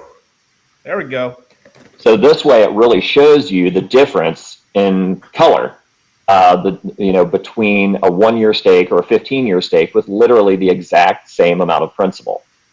And then you can play around with the prices. If you don't think it's going to hit $1 in 15 years and you think it's going to get 5, you can go up to that price prediction based on column and type in $5 and see where that puts you. Or if you think it's never going to go, it's going to go back down to a penny and never break it, you can put in a penny and see what that puts you at. So for example, right now that price prediction column's at 2 cents. So that 15-year stake, where if it follows the predictive model and we hit $1, it's worth $817,000. Well, what if in 15 years we're still at 2 cents? Just because of the interest alone, that 15-year stake for $500 would still be worth $15,170. Not too shabby. No, and that's so basically that's it. That's it. And then I'll post links so you guys can play around with it. If you got any questions, I'm glad to answer them. RG3, I appreciate you. Let's throw that up there. I just wanted Juan to be kind of in on it since he was instrumental in the predictive elements. And it seemed, now, I've been using this for almost a year since Brennan first gave me the more complicated copy. And up to current, those models were working very, very, very accurately. So we hadn't gotten into the big kind of ramping up part of the curve in the old model because it really jacked up exponentially, it seemed like, after about the 5-year mark. So we were still in the lower parts of the front end, the first year to 18 months. And those hex per T-share per day elements were pretty spot on. And the price was pretty damn close. So when I had stakes that were ending in the first 14 months, and I would cross-reference them back to the spreadsheet that I built for my own staking ladder, it was like, holy shit, man. It's like I'm within $200 on this stake. It's like, this thing's fucking fantastic. But then we realized over time it was going to kind of run away from itself. And that's where Juan tweaked it, made it more conservative. We didn't mess with the pricing, the spot price, because we thought, let's leave that conservative and not get moon mathy and say we're going to be at $1,000 in 5 years, and keep that simple. So then that way it's as conservative as it could possibly be, yet still shows you the value of longer pays better. Is there a way to add maybe the depreciation of the dollar? Because I think in the 15, and not to FUD anything out, because it's still fucking amazing because it's a $500 stake, if I got that correct. Yes. That number, $817,000, is probably should be divided by 4 in terms of real purchasing power in 15 years, just because how much the dollar is getting evaluated. So It's still amazing because so even having like basically a $500 stake of today's dollars is still going to equal up to about $250,000 of purchasing power. But that $817,000 you should always have that in your back of your mind, that your dollars are depreciating. So it's going over that same period of time. Yeah, so that's a good thing to consider. And what's great about this is, it'll be on Google Docs. You can download it. I hate Google Sheets. I hate it. It's clunky. I just maybe haven't worked with it enough to really learn to enjoy it. I love Excel. I'm like, if you cut me, I bleed Excel spreadsheets. You can download this as an Excel file, and then you can manipulate it to your heart's content. I mean, like what Juan showed earlier from the original one that Brennan had done. I mean, it had like 10 different tabs and like another 20 columns, and it was just mind melter for most people. I loved it. I thought it was fantastic, but it's like, I thought, man, if you show this to most people, they're going to be like RG3 in the corner taking a nap. So it's like, oh, this is cool for me, man. I went and got popcorn. This shit was cool, dude. But I mean, the thing is like, that's been my number one tool for onboarding. Like, I can talk about it until I'm blue in the face. There's some people that understand it more than others. But as soon as I sit down with anybody and share that spreadsheet, they get it. And it's like, now I see it. And then as soon as it puts it into dollars, then they go for it. I think you got an admirer. Yeah. I love it, Joe. Yeah, right. Yeah, dude, you probably need to go see a doctor about that. If you're bleeding Excel spreadsheets, you probably need to go see a doctor. Yeah, that's like. The most important thing here is that it helps you decouple in your mind the dollar value of Hex in 10 years from the actual potential that you have with the interest paying for your shares, right? Yeah. Some of those Excel spreadsheets can show really, really cool data in very interesting ways. I really like them too. Sometimes I jerk off to them. That's what I figured. Note, it's just what I do. I'll see you guys that tomorrow. about you. Oh, wow. You act like that was a secret. Like we didn't already know that about you. Yeah, like you were surprising us or something like that. I'm pretty sure you can program them to do that. He's on Excel. Hey, we'll see you later, Motley. Oh. Juan, I apologize. I said I apologize. It's like Juan and I have been talking for a long time, and he's a very professional man. And I was like, okay, do you want to go on Discourse with me? I'm like, but I don't know that I warned him properly. Yeah. Will you throw the link in the private chat?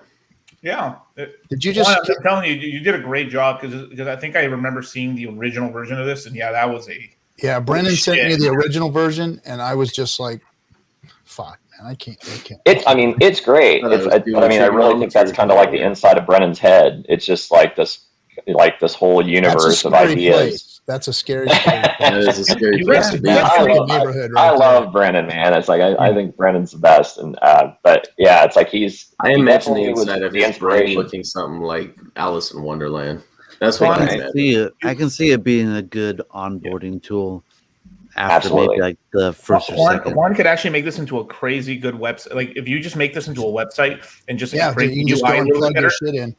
Like literally, so all you have to do and concentrate and to make this like unbelievable and start earning like ad revenue or make a subscription base or something like that is you got to like remember the guys that do this with their fingers, right? Mm. Right. So do it now because now somebody's going to do it because the link's out there. Well, it just is what it is. I mean, it's whatever. I'm not going to do it, but it's just it is. Somebody will now. Somebody will. I mean, hey, they can do it all they want, but I'll still keep putting it out there for free for people to use. It's like, for me, it's like I'm not in a position to want to make any kind of gains off of. I mean, with RG and you guys on the stream, it's like any revenue you get, you're putting it back into the production of what you're doing. So like that makes sense to me. So, those types of things are good and admirable. As far as the spreadsheet and stuff, if it's helpful to people to utilize as a tool to onboard or to understand things better for themselves, then I'm glad to share it. But yeah, that's a good idea. I mean, even if it's a free website that they could go on and get that data. But also because I developed like a little 4-line script that helps you get the data from the GoHex.com stake. And so you only copy the output of the script in one of the tabs of the original loaded my version of the spreadsheet, and it populates all the first sheet, right? So you don't have to input manually if you have access to your GoHex screen. Yeah, Juan and I can talk about that later and maybe come up with something that would be, a website or something to that effect. But anyhow, that's kind of, but thank you for your time to let us share that. I just thought, that would get people excited. And I just know that when I see things, spelled out in dollars, it clicks for me better than just people telling me like, oh yeah, from 10 to 15 years, man, it's like, you got to do it. You got to stake that extra length of time because it's exponentially better, blah, blah, blah. And, even though I'm good with math, it's like that kind of stuff is like, okay, well, show me the numbers. I want to see the numbers. And then it's like light bulb. And then, all right, now I get it. Now I'll get my checkbook out. We just received $20. Oh, cool. Yeah, I saw that pop up. Scotty does know. Yes, thank you, sir. That is awesome. So thank you, sir. I do like this. I mean, if you want to keep things simple for people that don't have time to look at all the spreadsheets, if you throw enough money in there, Hex, at $1 for 15 years, you could just be a millionaire. So it could be that simple. Yeah. Stake it till you make it, man. Yeah. And it's like the one last thing about that, what I found useful about it from when I first got it from Brennan is it really helped me kind of structure how I wanted my ladder to look. Because, you know, if I want a presumably equal amount of money coming out every 6 months or every year, what have you, that's not as simple as you might think, because, you know, the rates of change that are happening with the Hex per t-shirt per day, with with price appreciation and so forth. So, you know, you can maybe start off with some bigger principled stakes and end up with smaller ones further out if you want to kind of equalize your gain over time. I rub my But beard. but it's a fun tool. You know, the nerds can jack off to it and enjoy themselves. I already did, man. I woke up with your did. spreadsheet, dude. It's 5 a.m. and the first thing I saw was a spreadsheet, and like my dick went like, oh. So I hate to change the subject. Right? I hate to change the subject so quick, all 30 minutes quick, but I think this is kind of a big deal that Shapeshift now you can buy Hex on, because initially they weren't going to list it. So also, that is awesome. This is a non-KYC exchange. Not just Shapeshift, but I think Changelly too. Okay. Changelly.com. You hear that, IRS? You can get it on Is this thing working? Atomic Wallet too, by the way. Atomic Wallet. Oh, hey, RG, I had a question for you about that Atomic Wallet. I set that up recently on my desktop and was kind of playing around with it. It looked pretty cool. And then you were using Cash App, right? And then sending it to Atomic Wallet to swap for Hex. Yep. And that was working out pretty well for you? Yeah, until they started KYC. And got it. Okay. so now they KYC. But you can still do it. Right and on. it's cheaper. So. And then there was another one that somebody had mentioned in voice chat the other night. I think it was like Metal App or something like that. That's supposed to be a rival for PayPal at some point. I don't know if anybody's familiar with that one. Nah, dude. Like the old Metal, like in 2017. Maybe. It was a scam, dude. Is it garbage? Okay. It was complete garbage. If that's what you're talking about, that was like an That's what ICO. you're talking about, yeah. Well, I kind of wondered because the guy was trying to, he was check this out. He was butting in between me and Kareem. Can you imagine? No, I don't understand. Is that even possible? But he was really wanting to get it out there, so it immediately put red flags up. So Kareem and I both were like, "Hey, if it's fuck that. if it's worth a shit, send it to us in private messaging, and we'll look at it." And then I never looked at it. I think one thing we should be doing is reaching out to Crypto Beetles. I don't know if a lot of people know this. Actually, I know Funding Team does. Gary, Beetles? Huh? Crypto Beetles. Yeah. You're not familiar with Crypto Beetles, bro? Where you been hiding? What are they under rocks? Is that what those things are? So anyway, He did a free Hex Gary giveout. knows them really well, and they have a money licensing dealer. We did give away Hex. So they can do fiat on Epi and on ramp for fiat. So you could literally, if we can get him, talk him into it, Monarch could be a fiat to direct Pulse / Hex. And he's Richard friendly. So I mean, they're the ones that did the ZK airdrop of all the Hex, if anyone remembers last year. Yeah. What was that again? What was that, KNTX? It's called the Monarch wallet. Yeah, I remember that. Oh yeah. I've got that. He's a really nice guy. I've met him before. Really He's cool a dude. super nice guy. He's gone really political as of late. The whole taking your country back and Everyone should manufacture guns at home. You guys, come on. Well, I don't see why you shouldn't. I mean, it's constitutional right. Boom. So, oh my god. Oh God! Take my gun from my cold dead hands, you sons of bitches! Take my guns. Good Americans and armed American. America. Good Americans and armed American. Are we still not allowed to show society is them a on polite screen? society. Yeah. Right. You I ain't should have buying that bullshit. That bullet never stops. America. Not a lot of, let's just say, not a lot of crimes happen in our small town because everybody in the room has a gun. That isn't why, but yeah, okay. Damn straight, bro. You have That no ain't idea. why. You add more guns, you're gonna get more dead motherfuckers. That's all there is to it. Yeah, but dude, also more nice. freedom, man. You got nice people out there. You got a small fucking podunk one-horse town that nobody gives a fuck about hurting each other. They're putting guns out here where people want to hurt each other, and they're gonna fucking start killing motherfuckers. Because we all have guns. That's right. We don't have a bunch of crazy fools that move out to the West Coast thinking they're going to be surfers and movie stars. Yeah, tell me about it. Yeah, tell me about it. You guys send all your rejects here to California is what happens. We do. All you guys are born and raised and fucking your cousins and shit out there, and then you show up out here in California, turn LA into the cesspool that it is because of all you inbred motherfuckers want to be punk rockers, surfers, and fucking Hollywood stars, and you guys are all inbred, fucked up genes, all that kind of shit, and that's what we get out here in California is all you fucks. Send us your worst, and then they can't make it out here, so they go back home and take it back home with them. And your politics. Damn it. Fifth largest economy in the world, by the way. It is. It definitely is. Southern California is. RG for president. No. Hey, Central California ain't lacking that bad.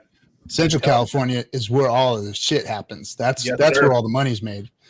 That's what feeds the world right there. Those Silicon Valley, baby. And then there's Silicon Valley. Yeah, RG is a movie star. Yeah, well, that's different kind of movies. Which one. Those are different kinds of movies. Nobody's found that yet, have they? No. Oh, we got people pop looking up one day. We got people looking though. I know one person who has a copy of it, but I ain't getting it. They keep threatening me with it, but anyway. All right, let me let him in. Hold on a second. Marcavelli's in here. Oh, Marcavelli has your copy of the porn? No. He looks like it. What's up, Marcavelli? What up? My connection's trash. Nice. Welcome. Yeah. You guys, anyway. So thank you, Toby, Juan, and Juan. I appreciate you guys. I know I gave you a hard time about it, but just because I'm too dumb to fucking figure out spreadsheets, so I'm just gonna bag on it because it doesn't work for me. I get dyslexic when I look at spreadsheets. But I'm sure everybody's gonna love it. Get the link, guys. Do you mind me putting the link in the chat room? No, go for it. Okay, so I'll throw the link in the chat room. Thanks for sending it to me. One of these days I'll get to it. Right on. Put one of my stakes in there and take a look at it and start moon mathing it. You know what? It's what fun. my head canon when I got into Hex was just fuck it, man. I'm gonna put Hex every year. That was it. I was like, this shit is good. Fuck it, let's do it. And that's it. Ape know what? And it paid off. The best strategy I came up with is every year or so when your yearly stakes end, you restake for 555, and so you drop your principal at the end of your ladder, maximizing bonuses. Yep. And that looks really good. Yeah, that's what I was thinking. Principal out there at 15 and just leave that for generational wealth because, like I said, I'm going to make it past the first couple of these 15-year stakes. Yeah. We know. I've been finding good luck. Like the way I've been doing it is I usually split, like if I got a big stake coming out, I split it half of it in between 5 and 10, the other half between 10 to 15. Around there, and just making sure to fill in holes or just if I want exercise or something for speculation, basically. Hold up, guys. We have somebody new coming in. Don't recognize the name either, so it looks like either it's a new Hexican or somebody coming in just to chat with us. We throw him in here. I think his name is Browse. Hey, Browse, you there? Speculation, basically. Browse, you gotta unfuck your mic there. Yeah. Can you hear me? I don't see him. No. Throw him in here. I think his name is Browse. He's watching the YouTube, man. You gotta turn the YouTube off, Browse, and Browse. You gotta unfuck. Yeah. Okay, let's see if he can get his shit squared away. It's exactly what I did when I joined the first time. Yeah, it was. Turn the fucking YouTube off. Yeah, he's froze too. He's probably got a little connection I'd like going on. to get your guys' opinions on this. Thanks, Scotty, for throwing this in here. What do you guys think? He says, change my mind. Hexicans should receive 0 airdrop of Pulse. Why? Well, that's bringing me down. Fuck off. I Didn't think Richard it should already be say that? 1-to-1 Pulse to Ethereum. Just give it to the whole as the Ethereum replacement, basically. That would be the play. That's Yeah. the marketing play right there. That's what I do it thought. that way. I thought Richard last night was saying on the That's why everybody started dumping their Hex for ETH. No, the right shit. solution there would be to airdrop like ETH times Hex Pulse for everyone. but Oh, It's just ETH gotta plus be- Hex.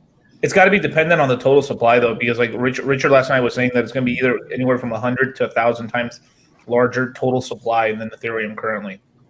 Yep. Yeah, I think that's a great idea because that allows you to have a much higher APY, I think. So you know one thing I think that the Hex did right that so many other people don't understand the economics and tokenomics in the crypto space that Richard did right that everyone else gives him a hard time for is too many units. I think these people are stupid. Oh, yeah. If you ever get mass adoption, you've got almost 8 billion people in this world. You think 21 million of a coin is going to be enough? Even if you can fractionally break it down, no one wants to everyone's got that unit bias. No one wants to go 0.000001 Bitcoin. So I think this is really smart because there's going to be a lot of financial institutions that want to be able to count their units in billions. Yeah, that's a lesson learned like that has at least 3 decades with IP protocol. Like IPv4 is really small compared to IPv6. So I don't know why in crypto people will make the same mistake. Yeah, no one's saying, oh, there's only $21 million in U.S. currency out there. Bullshit. You can't get anything accomplished with such a limited supply and so many people out there. So I think that's one thing that he's done right that has never sat well with me with crypto. And the fact that he came out with so much with Hex after Big Payday to me was, I thought, brilliant. Yeah, it's perfect, man. People like when I tried to onboard a friend of mine, he said, well, what's the deal with the, I think he was talking about the total supply. It's like, what's the deal with that being so high? Like, how can the price can be going up when it's so high? And I was telling him, like, dude, that doesn't matter at all. But Hey, you're people there, have this idea in their mind. Hi, guys. Hey, man. Welcome. Hello, bro. Hey, you're unfucked. Good Welcome. job. Hey, guys. How are you? Welcome. Good. Doing great.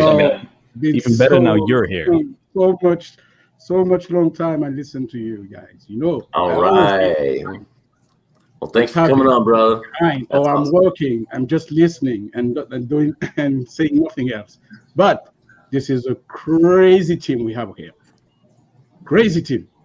Well, crazy, So- right? Do I have the Certifiably. time to explain my story a little bit? Yeah, let's hear it. Yeah, I'm sure. all You hear ears. me good? Go Thanks for for it. supporting the morning show. I see you on the morning show. Okay, perfect, guys. Okay, you see, I'm a French guy, right? Okay. And my journey in crypto started 2016. 2016, yeah. It's funny because I started with the faucet. You know the faucet? Yes. Where you grab some free salt of crypto, right? Oh yeah. I started this way and do it every day, and grab a little bit of crypto, right? Then I started to dig into the things, right? I love it. I'm an IT guy. And now I'm a developer, right? So I don't know if you can see the machine behind me. Yes. Oh, Yep. yeah. Someone recognize this? Yeah. Yeah, that's I put it up here for a second. Hex Radio app. Are those mining racks in the background? Absolutely, guy. So around 2017, I started building some miner with GPU card that you see here, and start mining Ethereum, Zcash, BTC with that, joining a pool, right? Mhm. And guy, this thing hits so much and pumps so much energy. That's crazy. Oh yeah. But I had some money at the time, right? And never sell the crypto I mint. So as today, I still got the crypto I minted with that fucking machine behind me because I can't use it anymore. Hey, Browse, someone asked, are you mining Doge? No, I never mined Could have Doge. been but for the mining story- Doge, man. But for the story, I've got some like 1 million Doge, and I lost the key by it. Nice. I Oh. lost the key. No. Oh, Can you believe that? dude. I'm an IT guy. I lost the key, and I know what I'm doing. I'm really organized guy. The key I found is not the good one. Talking about Doge, but it's another story, right? Dang it. That's too And bad. yeah, I mined with that machine and grabbed some good things. I pay all the electricity from my pocket, so I keep the Ethereum, the Bitcoin, the Zcash, a lot of crypto, a lot of died. A lot of them died. A lot of them are dying. But guy, I'm still okay from the time I'm mining because I never sell. That's my tactic. Right? Good. So today, if I mine, never touch them, I touch them when I see X guy. But I've come around start November, maybe the 2-3 November. So I was late. And I know the time you spend to figure out how it works. Really. I see all the show. I know that. You spend some months, 4 or 5, before understand all the game theory of the thing. It took me like a month to understand it because of the video, of course. Kofi, RG, EXO, all of you guys. It took me a month to understand, but I miss a little bit the big payday because I was in the testing phase, you know? Little amounts, little time to see if that works. So I miss that big payday. But I'm in the train. I'm good. I'm good. I'm good. I'm doing already good. I'm not as good as I wanted to be. The reason why I will not be in Vegas, but the next time I will be there, guys. The next time I will be there. And X is so amazing, bro. Onboarded all the family. I've got 5 kids, guys. You see me, I'm like a young guy, but I'm 48. That's great. I'm 48, bro.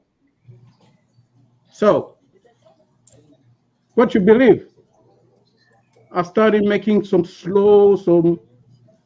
I wanted to test it to see if, what came out for my anniversary and look at the thing and understand the thing and see grandma, you know grandma who's got this channel. You know him? Who? Grandma. Crypto grandma. Yeah. Crypto grandma. Yeah. Yeah. One time I see grandma on a show and she said, you know, I'm 85 and I'm not so, my body is not so hard, but yeah, I make a 5 steak. And I say, huh? Grandma? She's 85, guy. Was that before or after she passed away before that age. But she stayed for 5. Oh, I missed something. And stake all my stake, guys, and put it 5, then 11, 10, and go down like this, right?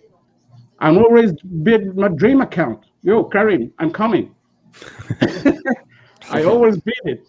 Now it's like you, just for fun. I can let my printing bill machine goes away. So I'm still staking. Made some stake for papa, mama, sisters, all the kids. I've got 5. All the kids. Nice. And That's awesome. all them with their too. friends, all together with their cousin, all together, making course for them for 5-8 hours, explaining them crypto, because I know we are in the how to tell that? We are in Adoption phase. Yeah, the snowball effect is now, guys. Yes. This is Oh, yeah. 7 years Oh, I yeah. work in crypto. I studied that. That's my job, everyday jobs, right? Yeah. We are in the snowball effect, guys. So that was the perfect time for me to talk about my kids and the small guys, the younger guys. My kids goes from 23 to 18, all right? So I onboard them with their friends, give them some courses from what is crypto, why has it been invented, and everything, how to create a wallet, everything. And why it has value, right? That's it. The toughest question. Everything. I have my niece, my son, and they are brilliant. They ask the best questions. My niece was like, a company that is in the public market has a stock, right? Why crypto has value? And I had to explain her, a paper that represents the value of the company is subject to speculation, so it's not linked except for the dividends. It's not linked to the actual price or revenue of the company. The same is crypto. You just need to remove the fallacy that the company is worth something. You are betting on people onboarding that stock. You are betting on people onboarding that crypto. It's the same. And the only thing that matters is why would people onboard that thing, right? And Hex has a lot of potential to add value to the world. So that's my explanation. Yeah, so all of them I've started to open an account for all of them, staking for 555. You can touch that, or unless you get naked. Okay, so they understand that. They understand all the game theory. We took the time. They come back. They ask for questions, and now they're staking for themselves. Hey, uncle, can I come? I want to stake. Yeah, come. Hey, uncle, my uncle want to stake. Can I give you your number? Yeah, give it the number. I'm here for that. So I'm on board. Rouse, you should start a French-only channel. Help on That'd board. be great. You should start a French-only channel. Help onboard, Frenchicans. You know what? I hate these social tools. Facebook, Twitter, all that shit. I never had an account in all that shit because I don't want to, right? So I start to create Twitter and Telegram, every kind of account just because of X and follow the community, right? What's your Twitter handle? Me too. I get a certain joy out of shit posting though, so it's. But I hate, and this is my job. Right, so Brandon? I'm in IT. I told you, I hate that. I don't have account. I hate tweeting. I hate pass my time on that, right? So that's why you don't see me often answer the tweet, everything. I'm not using that shit, right? Good for you, man. But I want to create a channel. And there's this hate that's block me sometimes, but I will pass that. It's not a problem. But I will do it. We need it. Good. Maybe Steph will get on there with you. Yeah, Steph, I know it's French. I know it's live in Paris. I'm too. And maybe. It would be really valuable, man, if you would make something in only French. Yeah. So that all the French people can hop in. The French forum is so small, guys. I'm sometimes go and look for that and it's, small. But we will create it. Yeah, we will do. Got to get that It needs Eiffel to start Tower money. somewhere. That Excuse me? Eiffel Tower money. The channel needs to start somewhere, man. Or the French. Yeah, channel. I know. It would be cool, man. I know a French guy do a really good job traducing the layman document. He do a really good job for that. So when some French need to go to understand it easily, I send them over there. But the forum is so small, and I like the English one. It's so easy to have some good information needs. Yeah, but it's not easy for the need French. more information in other languages. Yeah, but it's not easy for the majority of French because they're not really good to speak English, right? Yeah. Yeah. I'm thinking So about this is my starting a redneck story. channel. Yeah. Speaking in redneck. That's what I'm gonna do. Bro, people are saying you need to participate That's what you more had on Tuesday and Thursday mornings. Oh, we try, RZ. But that's fun. It's a crazy product, guys. It's a crazy product. Yeah. And Richard is a crazy guy. He's a OG like me. I'm a OG guy. You know, I'm like Captain Joe. I'm an OG, bro. All right. So and I never knew Richard before. Guy, it's my 7 years in crypto, but I've never followed Richard video before. And in my search one day, I followed you. Look 1-2 videos that was about X. Then look for Richard videos. I'm already falling in love with the guy. He's a OG. I love it. And he spread some good information. Crazy good information. The guy is a beast. I'm telling you. Yeah, he knows his subject, right? And he's a crazy good guy. For a guy in crypto and for a guy who has millions and trillions of dollars, right? He spent his time with pleb like us. That's crazy. He's not spending his time with Elon or I don't know who was the guys of his status, let's say, right? He's spending his time with us, fucking pleb like us. That's right. That's insane to me. Yeah. If you guys don't mind, I have one thing to say about Vegas. That if a hooker dies on top of you, the second hour is free. Did you really just say that? Wow, dude. Yeah, thank you. Yep. Yeah. Goodbye. or whatever it gets to cool down. Oh, man, that was just a foul. That was like out of left field, foul ball, fucking bam. Really, Briss. Really. Okay, so here's my dead hooker story, and it actually isn't the dead hooker. It's really so we've got this crazy uncle in my wife's family. He's a Vietnam veteran. I mean, straight up won't sleep on a bed, sleeps on the floor. He's a nomad. He just shows up everywhere around the country at the family in wherever the family lives around the country, and everyone loves him, you know. But he's, you know, he is a partier, you know, and just about, what was it, 3 years ago we lost him. He literally died in a hooker's bed with a nightstand full of cocaine and a bottle of she had to call she called 911 to come get him. He had a heart attack and died right there. But that was the way to go, though, right? I mean, that was his style, and that's what he did. And better. It happens. It really happens. Uncle Buddy. What is the old Highlander quote? Better to flame out than to fade away.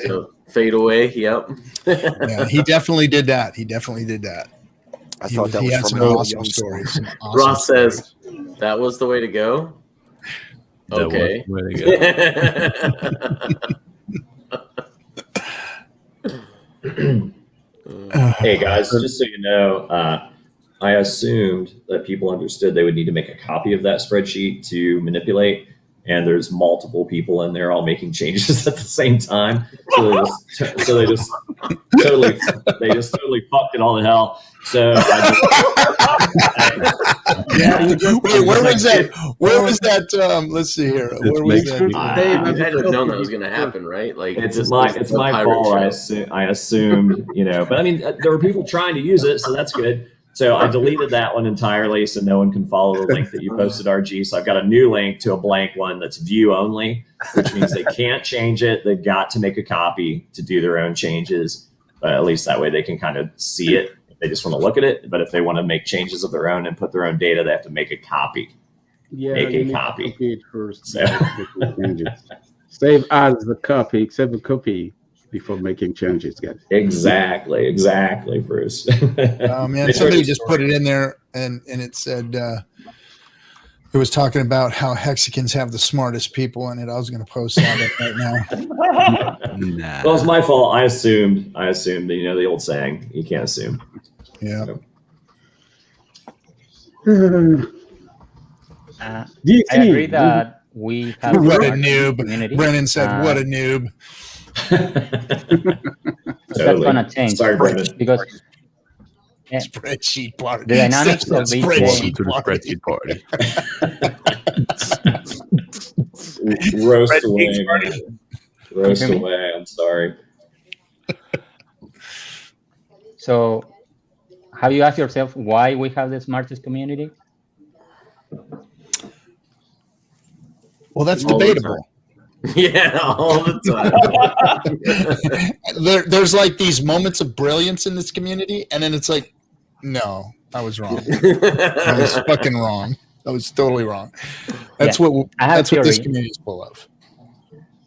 Because over time, when Hex grows, it's gonna fade away and go towards the average. But with all the gatekeeping and all the bullshit that was said about Hex, it takes a lot of IQ to see through and understand the game theory. And that's why I think in this initial phase of this product, there's a really high IQ in the population of the community. But as time goes by and community grows, that's gonna even up. It's gonna onboard Doge users. What's going to happen in the Hex community, this is what I see happening. So we've got a lot of smart people. We've got a lot of people coming together, working around the product of Hex and doing things and coming up with ideas and trying to build stuff. And I think that once Hex really reaches a point where those people all have expendable income, then you're going to see a lot of things getting done. Mm-hmm. You're going to see a lot of projects built on the side of or to enhance Hex from the community itself.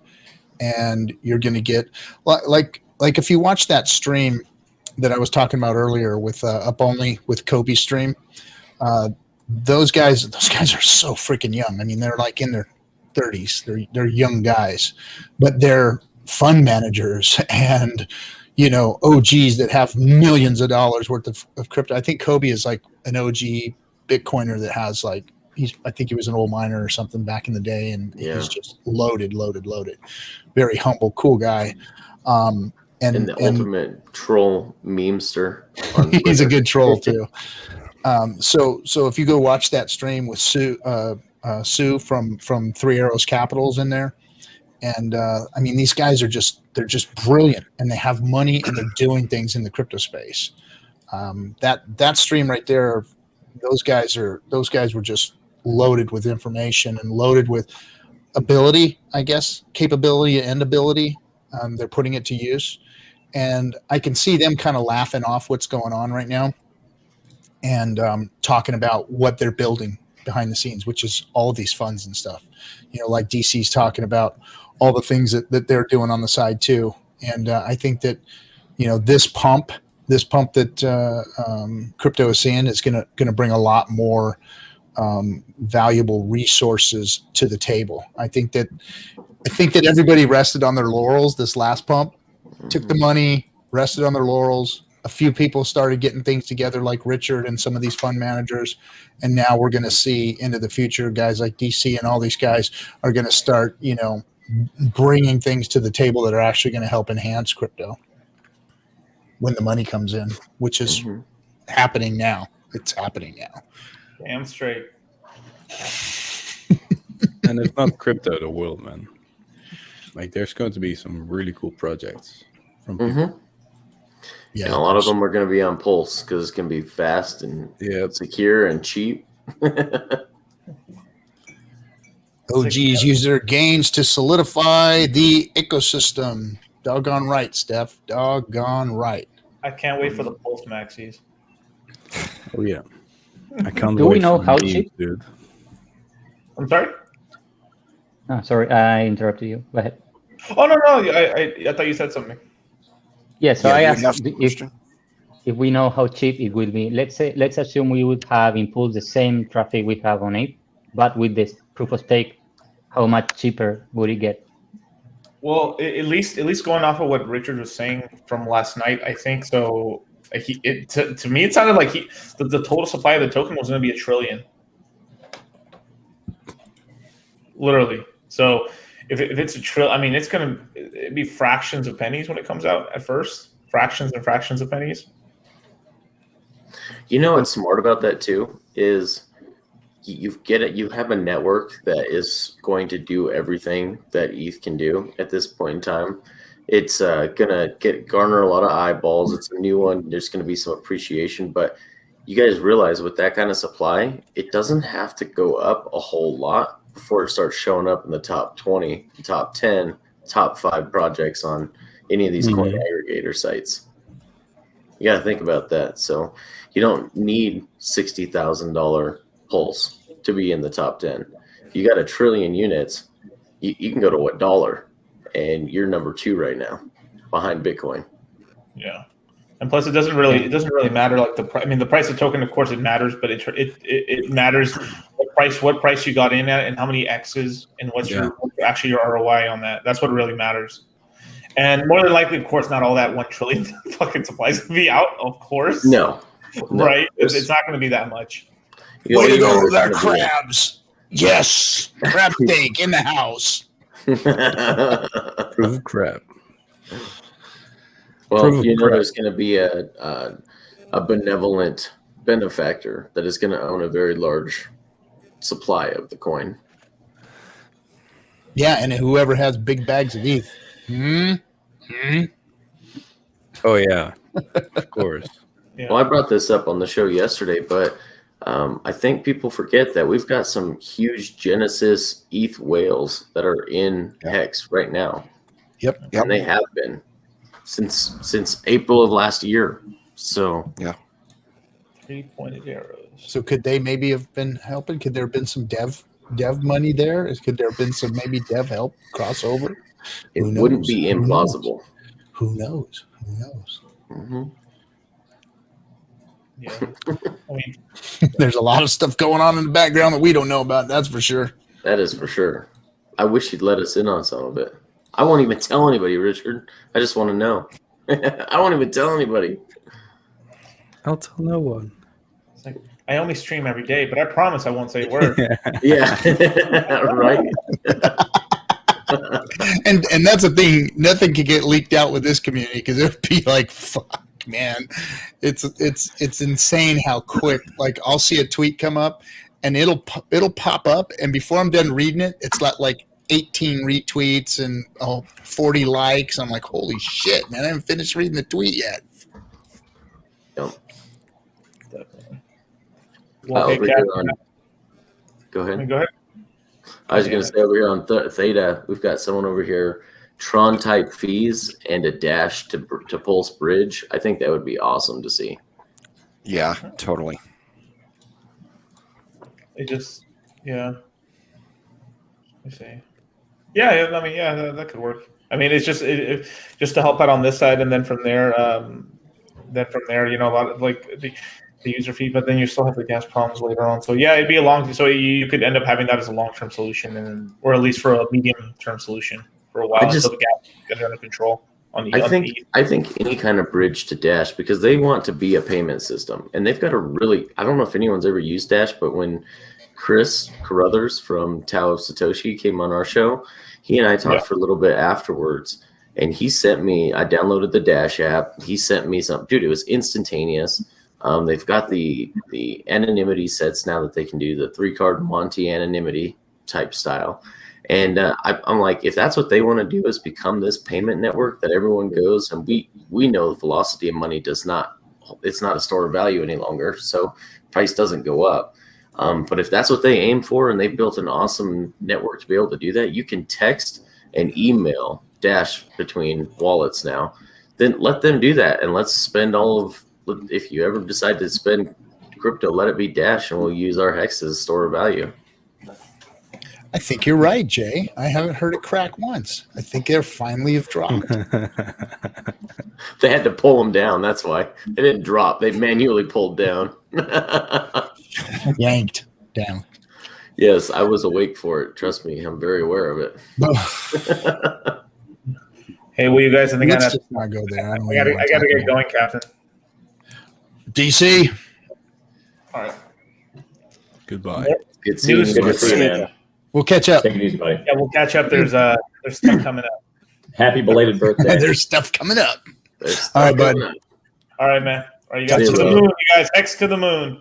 To the moon. To the moon. To the moon. All right. Who else do we have? Do we have somebody else coming in here? Nope. Hey, when moon? When pirate ship? When pirate ship? That's what I'm saying.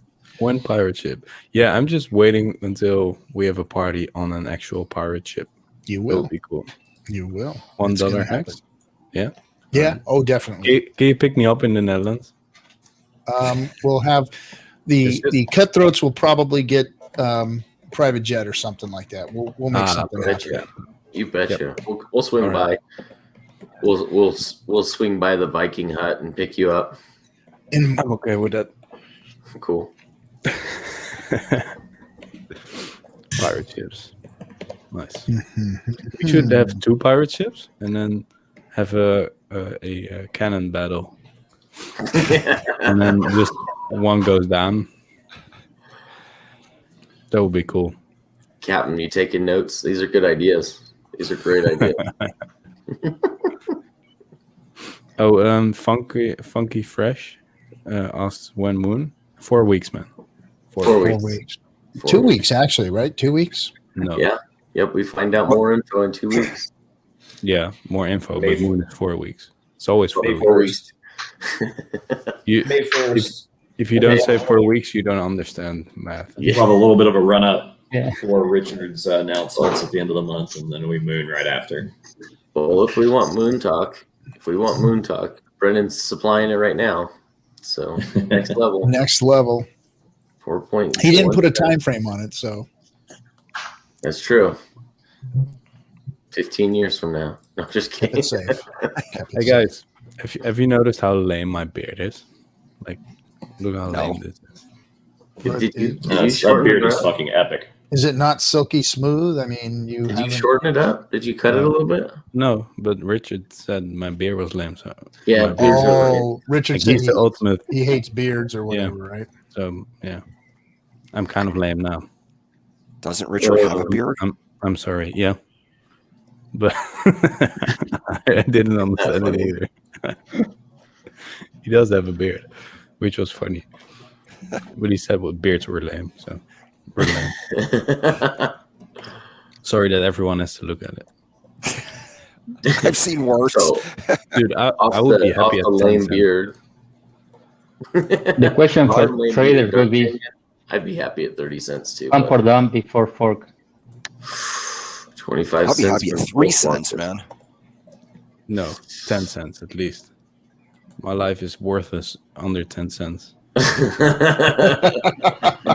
I need the 10 cents. Dude, pirate ship at 10 cents, dude. Oh, definitely. Where, I mean, where in the hell? Look at Dogecoin where it's at right now. Yeah, I know. I I mean, that is So I like have to. Difficult to watch. insane how, fast it moves. And if those people would get into something like Hex, their money would be saved. All of those TikTokers are about to get wrecked. Yeah, but dude, if you're taking financial advice from a TikToker, you deserve to get wrecked at least once. Yeah. At least That's my point of view. At least once. It's a good idea to get wrecked from TikTok. Then Once maybe if you learn. stop taking advice. But I definitely agree, and it's weird, dude. Yeah. But then What's strange about this, and I think the reason for the volatility is... Wait, let Rouse talk, man. What's that? Rouse wanted to say something. Oh, I'm sorry, I didn't hear. And fuck you, marketable. Hey, go ahead, Browse. No, I was saying that this Doge story is just crazy. When you see this token that's have no utility, goes so far away, and it's not coming from yesterday. Nope. So that's let us learn that even the token have no utility. It's all about the community behind it. Doge is the perfect example. It's all about the memes, dude. It's about the meme. It is. It's about which is a mental community. Because it's the situation where people can pull the trigger so easy. You can't. When I was a young man, when I was in my 20s, you didn't have access to stocks. You didn't have access to it. You just couldn't do it. Now, any kid with a freaking cell phone, whether they can fake their age. Even some of these kids are 14, 15, 16 years old that are getting into the stock market and stuff. And so anybody can pull the trigger on this stuff. That's what you have. You have this kind of, flash mob of people being able to pull the trigger on assets. And so we get what we get today. We get what we deserve because it's so easy to pull that trigger and change everything. It's like having a gun. You put that gun in a situation, that trigger is only 4.5 pounds of pressure. Some even lighter. And it's so easy, and then everything changes after that trigger's pulled.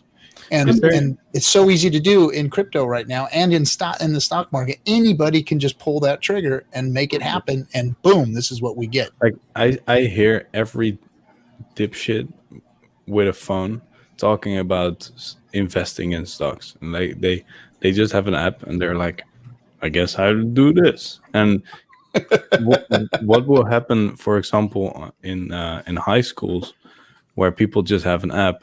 Then they talk about it, and then all of a sudden a whole classroom buys the same shit, and all of a sudden the whole school buys the same shit because there's money now and no one can spend it on anything. So everyone's just dicking around with getting rich on Doge. And also, by the way, Richard tweeted that what was it? In 91 addresses have, I don't know, 67% of the assets. 67%. That's crazy. That would be like in 101 address, something like that. But do you think uphill both way, buddy? Uphill both way. Nobody got that. Sounds like my mom. We used to walk barefoot. But you would have to go into the office. You would have to go into the office if you wanted to have it, any type of updated information, any type of pricing, any type of into your account, and everything was on paper, and you didn't, it was. But do you think the Doge pump comes from those addresses or from a lot of small ones? No, a lot of small ones, I think. I get my crypto advice from Paris Hilton now. A lot of small ones. You should. She's done better than fucking everybody. Probably, yeah. She bought There's a lot of small good buying Doge now because of Musk. Musk pumped the shit. Oh, a minute. Yeah, but that doesn't explain this recent pump that is going bananas. I mean, every time the guys pump, every time the things go like crazy. Did he tweet about it again? Then things goes like crazy. Did he tweet about it again? Absolutely. I'm really disappointed about the people's like behavior. If Oh, you dude, think about I'm long past disappointment. And new. and I read, I think today, Robinhood shut down, put the trigger today again on Doge. Robinhood What did they do? Yeah, they halted trading. Yeah, halfway through the day. Why are people still using fucking platforms that prohibit you from doing things that the platform should be doing? Crazy. They don't understand, guys. They It's still stupid. don't understand. And promoting the coins that you're buying. Hey, Hex clips, Not clip your coin. this. People are fucking stupid. Done. That's at minute 2 hour only took- 18 2 It hours only took 18 minutes and 40 seconds. one public figure to create the initial pump, and it looks like the people's behavior is like the steeper the hill, the fastest they want to run upwards. Like when you see a hill going up, then that's when you want to buy, and it's already people buying the top all the time. And then someone drops, and then everybody starts like panic selling, and this is everybody doing the wrong thing all the time. Yeah, that's a native instinct when you're coming in the market. When you're new in the market, the native instinct. Yeah. Mm-hmm. If you have nobody beside you to learn from, or to teach you, or to tell you, no, guy, wait for. Yeah. Well, I was always a hodler, holder. I was taught by, my mentors that you buy stocks to hold them. Mm-hmm. Trading is for dummies. Trading is for people that know a lot more about the markets than you ever will. So if you're trying to trade and you're being a dummy, because the first time I ever got stocks when I was a young man, I was told, I was like, okay, so how do I trade these? What do I got to do now? It's like, no, you buy the stocks and you leave it alone. That's what you do. Mm-hmm. And I didn't get it at first. I was like, no, I thought you had to trade. And they're like, no, that's traders. Those guys work and do that for a living. That's not you. Get away from it, And so I learned that at a young age. And when I got into crypto, I thought the same thing. And I seen people get out in 2017 when I was just holding. And I was like, hey, what are you guys doing? Where are you going? Now I'm cashing out, man. I'm getting out of this stuff. And at first I was like, damn, they made it and I didn't, and I was the holder and I got wrecked. But of course I continued to hold and then now here we are. It's that up and to the right chart. If you look back, you see those dips in between. Those dips in between are the emotions and the people, those people that were selling at that time. And it's only buying opportunities for smart people.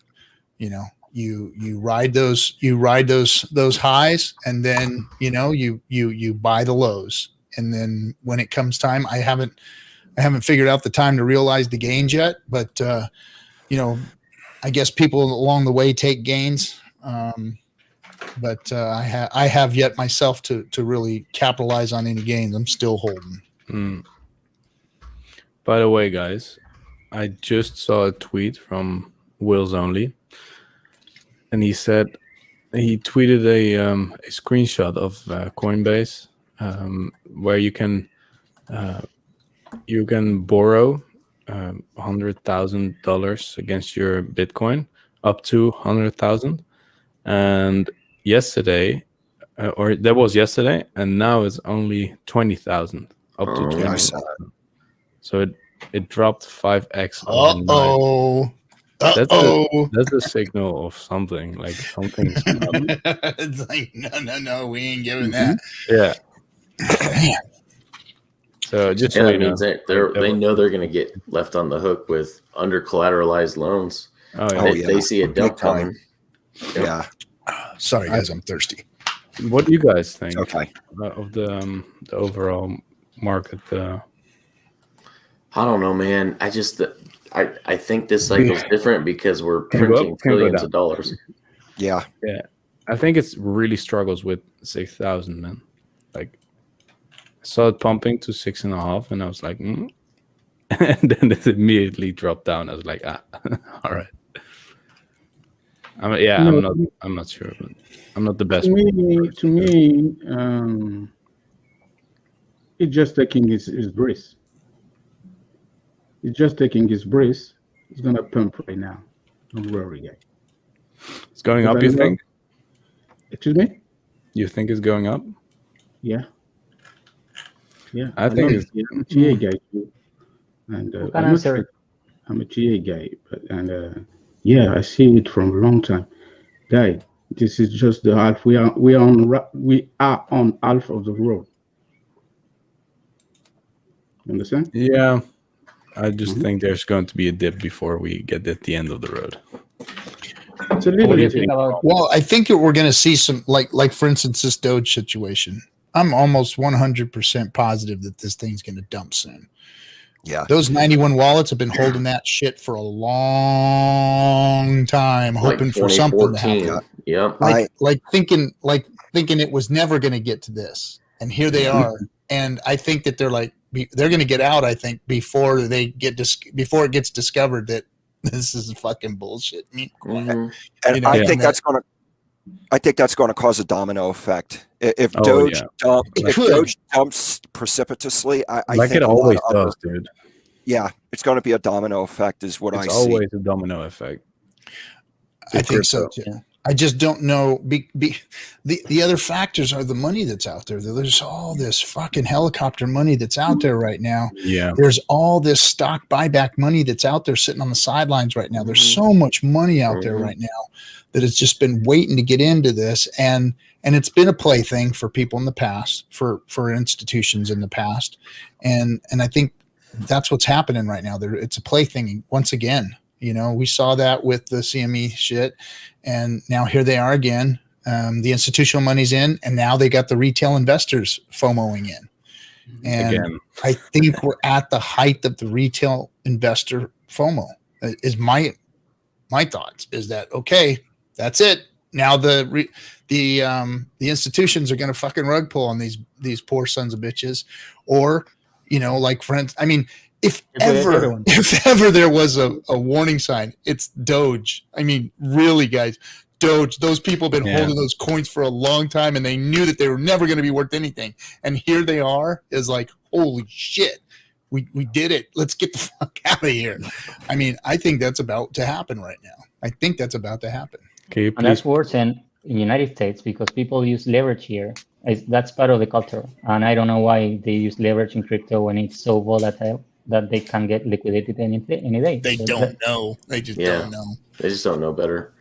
So I think when everybody thinks that things have gotten too overheated and it's time for it to dump, we're going to see a crazy run up following that. Just watch. And then it'll dump. And then everybody and that's think, what happened in 2008. Yep. In 2008, it was a different market. I'm going to take it out of the crypto market for a minute and take you guys back to the housing market. So Southern California, we had this monster bubble. Our real estate is a beast. I mean, it is a fucking beast. When it pumps, man. Like right now, it is fucking pumping like insane amounts. People are like we talked earlier on the show, people are like going, 10, 20% over fucking ask price for the damn house just to get the damn thing. And what happened was the institutions were leveraging loans. They were calling liar loans. So people were allowed to say, I'll state my income. Yeah, I make $1 million a year. Let me have this $800,000 home.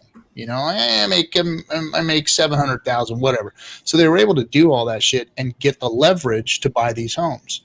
Now they were buying these homes, and then a lot of the homeowners themselves were leveraging their homes and the equity that was in their homes, which was fake equity, which was just leverage trading.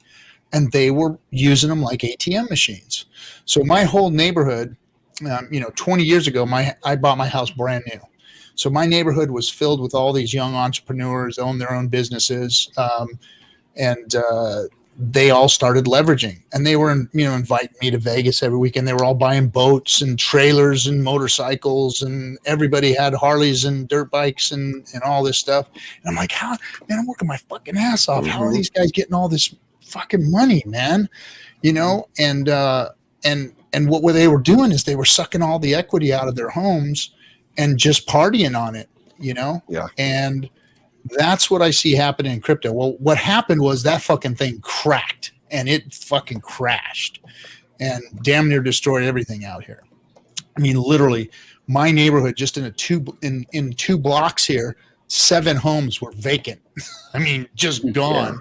It was sad. I came home one day and I looked down the street, and my son was sitting in his little buddy's driveway crying because they just up and left in the middle of the night, packed all their shit and left because they couldn't. They were getting evicted, because nobody even knew that they were underwater on their house, and they were gone. And I mean, it was funny because my whole neighborhood, you've got a very, very nice house, manicured lawns and everything, and then boom, this house that's like empty, vacant, run down, the grass is dead, the whole, it was like that all over my neighborhood for a couple of years after that thing. So these things happen in cycles, and these things happen, and when you see the insanity happening, that's the warning signs, guys. Yeah, that's the warning signs. We know what Dogecoin is. Nothing take away from Dogecoin. I'm not trying to insult it, but it's not a crypto. It's a fucking meme coin. It was just made as a joke. And when you see people, literally, it was literally created as a joke. And you can go back and look at the founders who made it. They were laughing and drunk when they were doing it. You know what I mean? It is.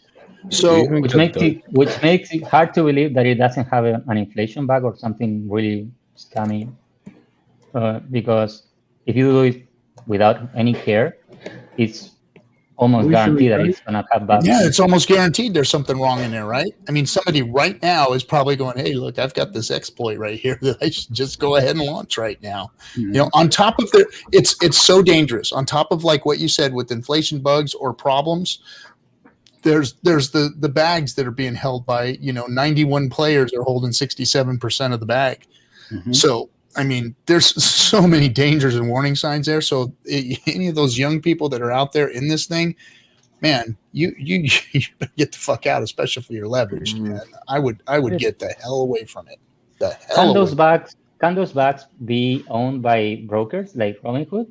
And it's actually a proxy or a hub for many other people believing they own their coins, or those might be OG bags. I don't know. Wales Only was saying earlier today that the word on the street, according to him, is that giant bag of Doge actually belongs to Robinhood. Oh, that makes sense. It's the only one that has 10 to 100 million Doge $15 billion worth of Doge. Billion, yeah. Yeah. There's only one wallet out there that has over 10 billion Doge. That is insane. That is right now. You know what? Are they working with Elon? Could there be a partnership here? I have no idea. So that's actually a lot of people believing they own their coins, but it's all Robinhood. If I would be stupid rich, I would do shit like that as well, just for fun, just to troll everybody. Like it makes perfect sense why this happens. Like why shouldn't that happen? If you're crazy rich, dude, you can do anything. You're like, I'll just do this. You just pick a coin and it's already a joke, so no one's really going to look into it, I guess. But yeah, is it weird that I just hope that everything tanks to hell? No, because I'm kind of excited to see how Hex reacts in a market like that. Yeah, maybe so I'm kind of excited to see. I just get annoyed by stupid people getting rich. I don't know why. It just angers me. Yeah. It's just really. Well, I want to make you mad. It's like watching Forrest when Gump RT gets and rich, I'm going it. to be so angry.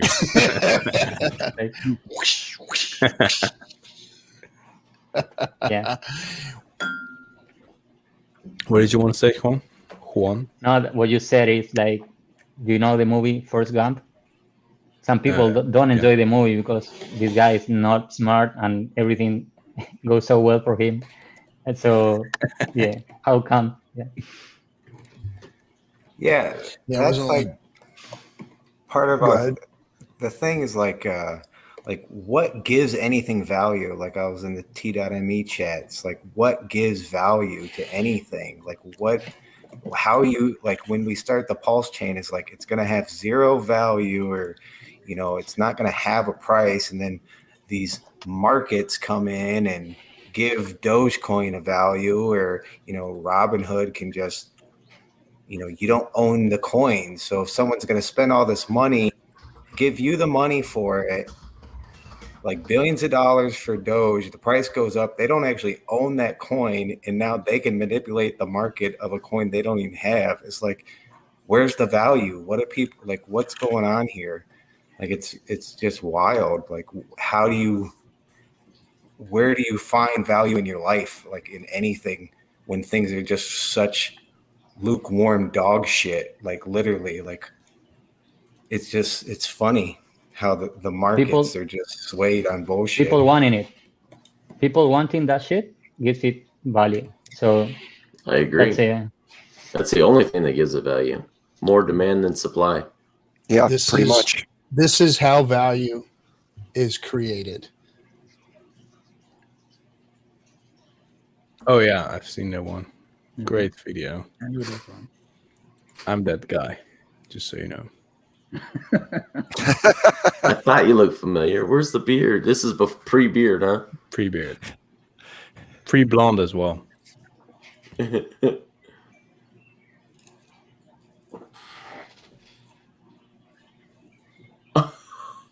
Get off my hands, bro. So you're the guy at Sasquatch Festival? His name's Daryl, bro. It's Daryl. I'm gonna leave this up here for everybody to watch for a minute, because this is how value is created. This is great. This is how value is created. This is Dogecoin right here. This is Dogecoin, guys. That is what Doge did. There we go. There we go. Look at him. Look at him FOMOing in. 2016. I'm gonna buy some. I'm gonna buy some. Yeah, sure. Let me have a couple. Wait for it. Wait for it.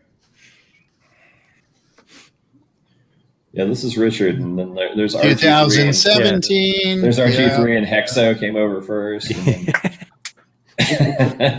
This is what's happening with Hex. Just so you know. Right. Exactly. We're just at the start. One guy just got it started, and then here we go. Look at these guys running to it. Running to it. Yep. They want to be part of it too.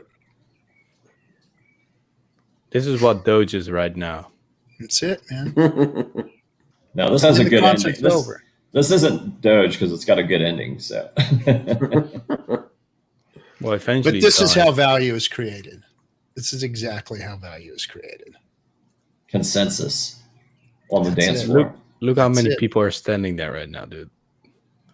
Isn't that crazy? That's it. That's how. Can't resist. There's a problem there. Adrian. That is much easier to understand than the game theory behind Hex. That's my pain point here. I know for myself, Hex has a lot of value. Some people don't get it. Dang, look at that. That's just crazy. I'm going to FOMO in Pulse so quick, man. They won. No, I'm thinking about selling Markable's beard for some Pulse token. Yeah, if we split the profits, the profits, I'm okay. Dude, let's do it. Probably we'll make an NFT out of it and sell it for $1 million and buy Pulse with it. We can probably sell it to Papa B. For his head. You don't want to. Yeah, for his head, and then so we cut it, and then before we sell it to Papa B, we make it an NFT. So then we can sell it to him physically, and we have the NFT. And then we make a premium screenshot of the NFT, and that's then like the silver to my beard. There you go. That's how we do it. I love it. Put it on Patreon. Sorry, guys, I gotta readjust my peas real quick here. You mean they're not cooked by now? It's starting to smell like steamed vegetables in here, guys. You couldn't. Oh my god, dude! Does it hurt or no? You couldn't afford to get go to the CVS and get you a ice pack. You cheap bastard! You're sitting on peas. Dude, this works so much better. They got you you go and you pay like $4 or $5 for an ice pack. It's like form fitting, you know. It's like Perfect. They got It's like them, one of those like, little they're pen like machines gel. where You- you put your they finger got in gel, and they- it shows the imprint of your hand. RG. That's what these peas do with me. It reminds me of George Costanza in that Seinfeld episode. It's like, I was in the pool. I was in the pool. He got a 99-cent super sticker from It's like Matt. your wife Thanks, comes bud. in and it's like, where did your dick go? It's Thanks, like, Matt. back inside my body. RG, you need to think about the t-shirts, man. Like a proper ice bag is like expensive. That's right. Dude, it was more The t-shirts t-shirt, or a proper ice pack. What do you think I Well, chose? what I want to see is I want to see him pull him out from his chair and then dump him on the table while his family's eating. Go put him in. Oh, God. They're warm enough, guys. They're warm enough. Here are my balls. About a smart contract that creates an NFT of the monthly snapshot of Hex and any other coin leaks.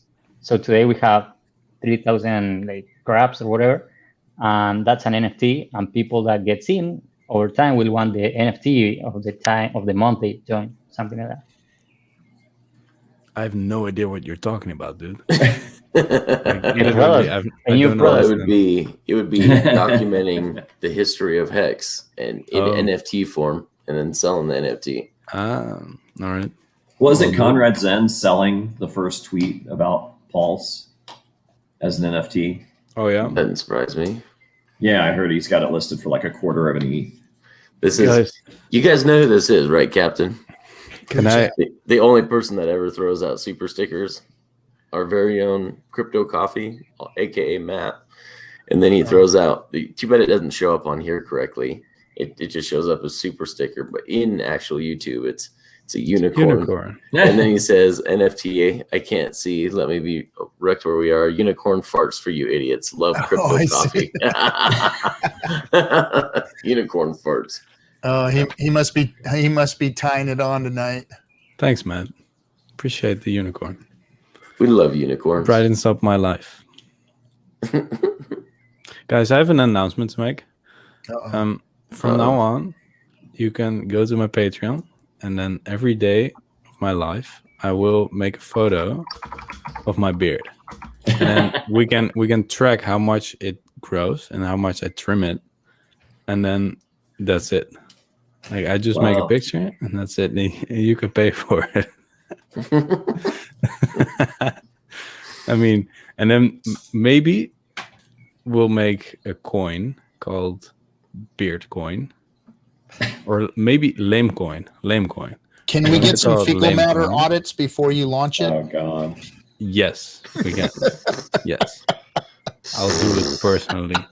I can't get that taste out of my mouth. And then Oh my God. I'll create a chart as well of how much shit is stuck in my beard, like per day, and it goes like parabolic, so it looks good. And so if you buy Lame Coin right now, you'll be rich. So and what was the website? Was what dingleberrybeard.com? Yes, exactly. You got it right. Jesus Christ. Wait, what did Matt say? He hooks He's us gonna up. level up your Level beard. up His, Markable's beard. his super sticker is a controller leveling up. That's a good sticker, man. That is good. So do I get that $10 Yeah. now? Because it's my Thank you for beard. having me. A lot of fun. Bye, man. Good See you day. later, Thanks, Juan. Juan. Thanks, buddy. Take See you care, later. man. I appreciate you. Take care. Did you saw that too, Silver Crypto King? I'm on Nomics right now, and Keep Network just went up 200 positions to number 3 on Nomics. Like there must have been a mess up in the API, and it was like worth 97 billion for just a second. Doge is on number 6 right now. Dude, isn't that crazy? No, number 9 right now, dude. Is it 9? It's Oh, it's 6 falling. on. It's I see it falling. on 6 right here. Well, I mean, Ripple is still like Number what the 4. fuck? What the fuck happened Oh, with Keep Ripple? Network's number Why 3 did again. it pump again? Here, guys. Crap. Here. Why is my computer doing that? Give me 1 second. I want to share with you guys. This is crazy. So someone just paid way too much for one Keep Network, and now it's showing up as number 3 spot here. That's funny, man. $220, up 30,500%.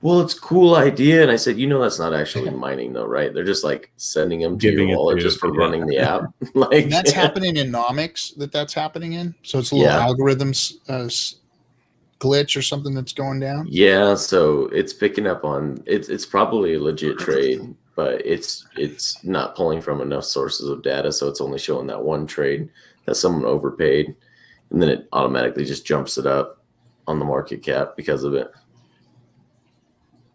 Hey, LG, I don't know if you're using Atomic Wallet, no? Yeah, I use it. Yep. Oh, today I opened the wallet and I've got some ADA in it that was taken. You know what? I've been getting some drops too. It's funny they do these airdrops. What else did I check get? mine now. Oh, no, that was not an airdrop. My token has disappeared. Oh. Oh. You had ADA in there, you saying? No, yeah, ADA, and it disappears, and it come back, and it disappears, and it come back, and it disappears. It do that for 3-4 hours maybe. Didn't they just like launch a native token on there or something that they gave to all of us? Hold on a second. I haven't opened it. And I sent them an email, and it seems back in normal, but that was weird, guy. Let me see what we got here. That's a dank comment, Jay. Oh man. So AWC is Atomic Wallet coin. So I got those. They dropped those on me. Let me see if there's. I don't have any in here. RG, what's that? Pull up Jay's comment. I got you.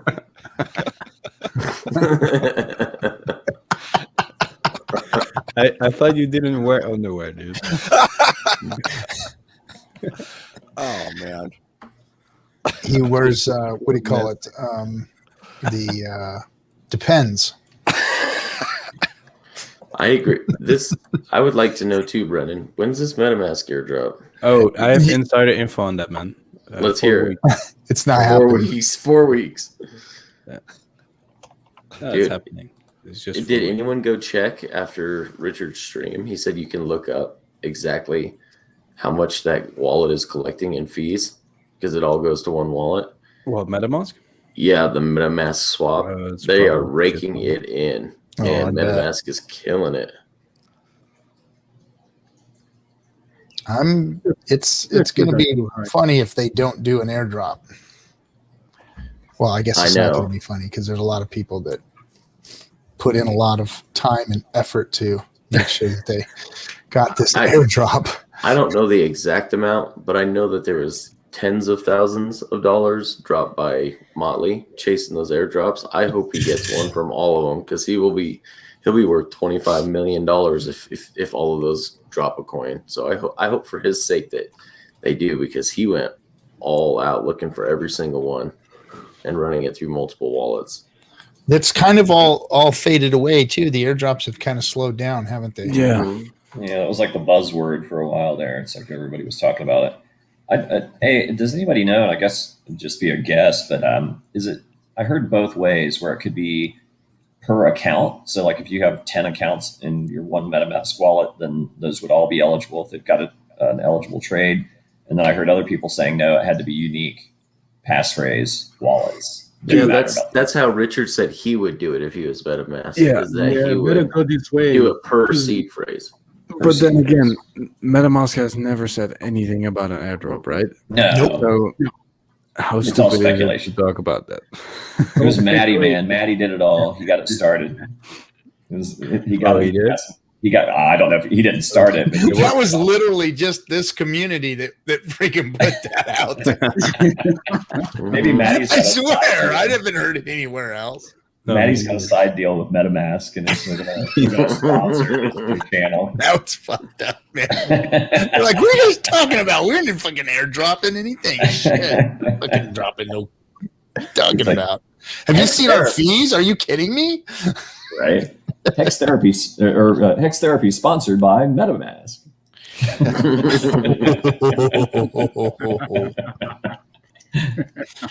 Damn. Marcovelli, don't FUD my airdrop.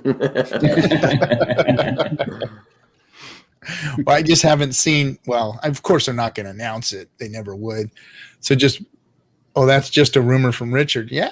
You know what? Richard was the first person to say it. Like, hey, there's airdrops happening all the time. And, you know, all Richard has to do is kind of mention something and everybody in this community is like, yeah. So because of two things that Richard said, I have a feeling that the Pulse is going to be a dual token network. One for hold on, you just fucking gave me whiplash. We just changed subjects real quick here. We did. That's So right. do you have a spreadsheet for that or not? Yeah, I've got 5 spreadsheets. Will you please pull these up, RP3? No more spreadsheets. That'll all be in my follow-up course. With Toby one.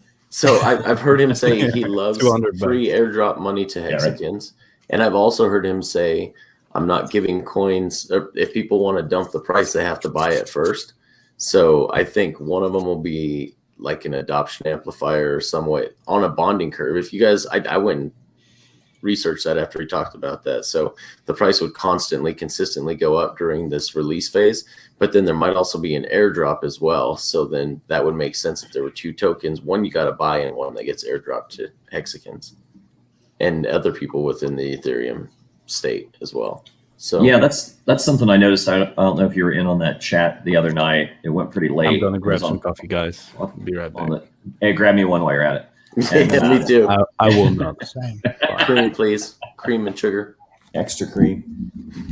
But yeah, it's like Richard was engaging with the community quite a bit, asking for suggestions and then throwing out some ideas. And it was a pretty fun conversation. And he mentioned the dual coin thing. And then he was talking about, you know, the people, of course, always, they don't scroll up and read, nor do they bother with the pinned post. So it was like the same fucking questions over and over, where people were asking like, oh, you know, do we get an airdrop of the new Pulse coin? Do we get an airdrop? And he just said, he was like, be fucking happy that I'm making a copy. You're going to get all your hex over on the new chain. Be satisfied. Yeah. But then also he was saying, and then Brendan and I kind of touched on it, and it seemed he didn't refute it, but he was saying that he was kind of postulating that 1% of the free coins, the freemium coins, would go to ETH holders, and then the other 99% would go to X. So X was yet to be determined. So the assumption was that X would be all the other ERC20 tokens that were being brought over. And if we're an ERC20 token, then theoretically we would be part of that X. We would get, you know, a proportion of them, you know, not 99%, because it would be split up amongst all the other projects that would be brought over. So we would get maybe possibly a little in that scenario free. But then it got a little confusing for me as well, because it's like, okay, if you want Hexicans to run the nodes, but they don't have an adequate supply of Pulse, then how would they be eligible? So then he was talking about like lending your staked Pulse to other people so they would have enough to become a for node delegated validator. proof of stake. Yeah, that's Delegate, yeah. works. Yep. Right. So then that way, I guess you just got to put out your shingle and hope people back you so you can be a node runner if you're meet the other requirements. And I mean, I was curious about it. I didn't really think if the fees are super low, it's like, I don't know how much money would really be on the table for someone to run a node, how much they would make from doing it. But I just think it'd be interesting. Immense. I think it's Really? going to be very, very profitable. Yeah, because there's not going to be a whole lot of them. There's going to be less than 100 node validators. And you think about it for a second, if you've got hundreds of thousands or millions of dollars of economic energy being transacted on a chain per day, and there's, let's say, 50 node validators splitting the fees, the portion of the fee that's not being burnt, it's going to be very profitable. In fact, I probably shouldn't have said anything because I want to be a node validator. Yeah, it's not going to be worth your time, guys. Just let us take care of it. It sucks. It's you're going to go poor doing this. So well, you're going to need a $25,000 computer to do it too. So I mean, who's going to spend 25 grand on a computer? That's you're going to need a pretty badass setup. More technical background. That's the truth. You need to have some small technical background. Mm-hmm. Yeah. Well, but my thought was, it's like if the fees were going to be super, super, super like fraction of a penny transactions, and then you get a proportion of that, then, you know, it might not be as profitable as you think. Well, but the thing is that you're going to be able to generate new tokens I mean, I don't know if he sets it up this way. So you may not be as a node validator. You may only receive fees, which is what ultimately Bitcoin is supposed to do in the future when there's no longer any blocks to mine new BTC out of. But depending on which route he decides to go, it could be new Pulse being minted as you validate blocks, or a percentage of the fee. Got it. So it depends. I don't know how he's going to plan on doing that though. So anyway, the fee is going to be Pulse if it's Pulse. So what you say is correct. Yeah, if it's even going to be Pulse. Well, that's why, and that's part of the other reason I think there's going to be a dual token system, kind of like Neo to Gas or T Fuel to Theta. Gas and T Fuel are the actual transaction coin, and then the Theta and Neo are the actual price appreciation coin that is delegated. And I'm not sure with Theta, but with Gas or with Neo, that's what creates more gas through the staking mechanism, so to speak. Right on. And then all of that begs the question, like, how would you buy Pulse if it wasn't just what you were freemiumed? Then where and how would you end up buying Pulse? Would there be a Uniswap clone that would pop up on that network, and then that's he's gonna come up with something. I don't know if it's gonna be a 1-for-1 copy of Uniswap, but he's gonna come out with some kind of automatic market maker on the new Pulse. I mean, I think the exactly same thing. Yeah. Well, I mean, that's pretty much what QuickSwap did, right? I mean, didn't they just copy Uniswap? Yeah. Oh, yeah. Right. That's literally what it is on an EVM, an Ethereum virtual machine. So a lot of people look at like Matic and Polygon as a second layer, but technically that's what we're going to be doing. It's just another first layer that bridges to the original ETH. So I'm excited. I just want to be part of it. Yeah, it'd be fun. I mean, that's another obliged thing to have our own AMM, but why not? And why give this change swap money to another exchange? It's so easy to do. So I think it's a good idea. Yep, I think so too. I think it's a great idea just to enrich those who are in the ecosystem and have believed in it since the beginning, and is going to be able to profit from those who move over time as well.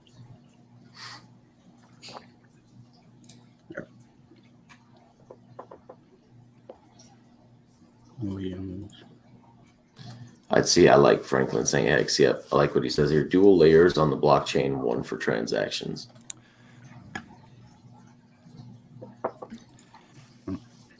Yo, Captain, we got to sell some of our Hex to be node validators, bro. We got to buy a big computer. That's what I hear. It has to be a supercomputer, right? Yeah, you got to have some kind of freaking badass rig.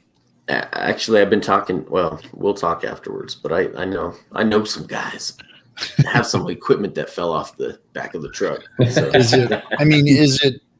Is it worth it to do it? I mean, I think it will be. I think it'll be very, very profitable.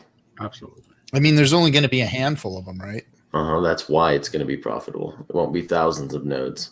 It'll just be less than 100. Yeah, I think there's like 70 nodes is what you need or something like that. No, just 21. It's okay. 21 is okay. Yeah, he said that's what EOS has is 21 node validators. Okay. Yeah, he did. Richard Hart did say he cannot copy version 3 because of its license is not open software. Yeah, they licensed it. But if he's going to build other things into his own, like a margin trading platform inside of his own automatic market maker, and you can create your own mechanism for setting limit and market orders, I think he can get around that.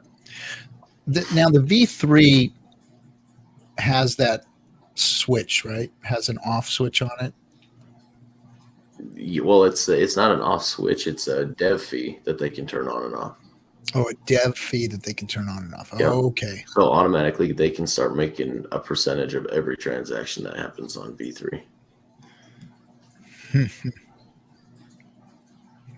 Yeah, RG3 is already doxed. He can't run a node. I like the way he spelled node. Node. No ad. No, that's chode. Chode. I like Franklin. He says, I'm about to sell Brizology's bag to be a validator.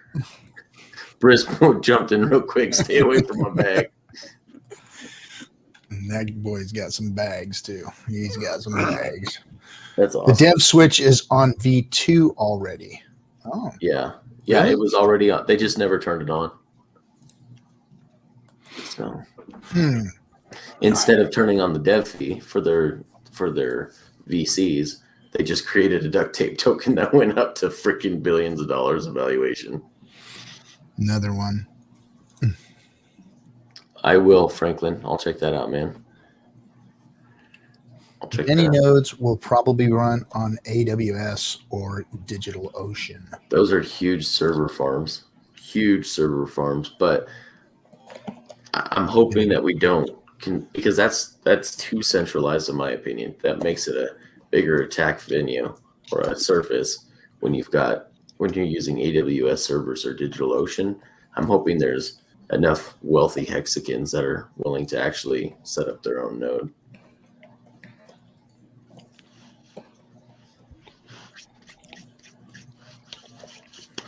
But having the physical material is not the solution to go, really, KNTX. I understand what you say, but this is the way it's done. What is the way it's done? For the nodes, using an AVS or third platform service to build the node. Yeah. Yeah, I don't think it's. I mean, I'm not saying you can't run even a majority of the network on there, but I think it'd be wise to be decentralized from Amazon Web Services or DigitalOcean, these server farms. I don't think it's wise because that in itself is its own attack vector. For sure. But they do have things going for them, like Wake Dog says. They do have power and backup and multiple worldwide data centers to replicate data. Yeah. The redundancy is through the roof insane. Mm-hmm.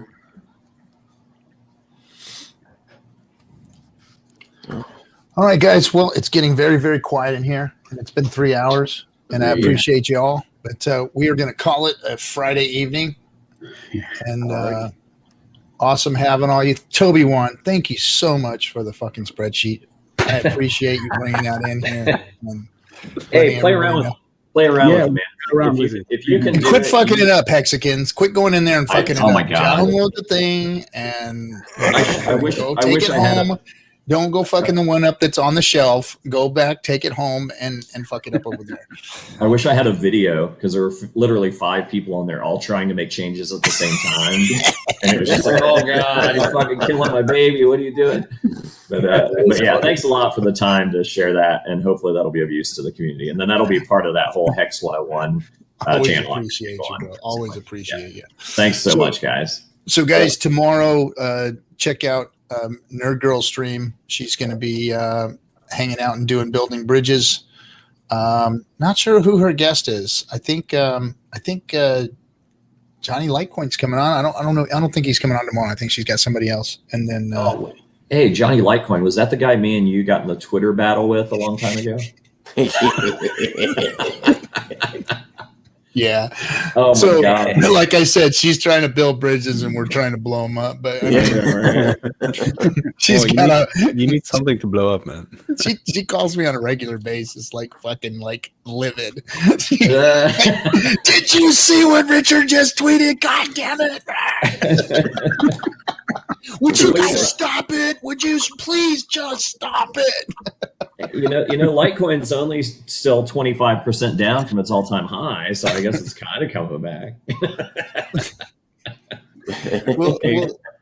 Kick XOB before we end the stream. What's that? Mute me? I'll mute myself. Can we kick him before we end the stream? You want to kick him? Oh, you want to talk shit in the green room? No way, Markable. I got words for you, boy. All right. Guys. Everybody have a great weekend. Go see Nerd Girl tomorrow at 7 a.m. Pacific, I think it's, or 8 a.m. Pacific. Check it out. Go have fun. Help her build bridges while we knock them down. That's right. Take it easy, everybody. See you. See ya.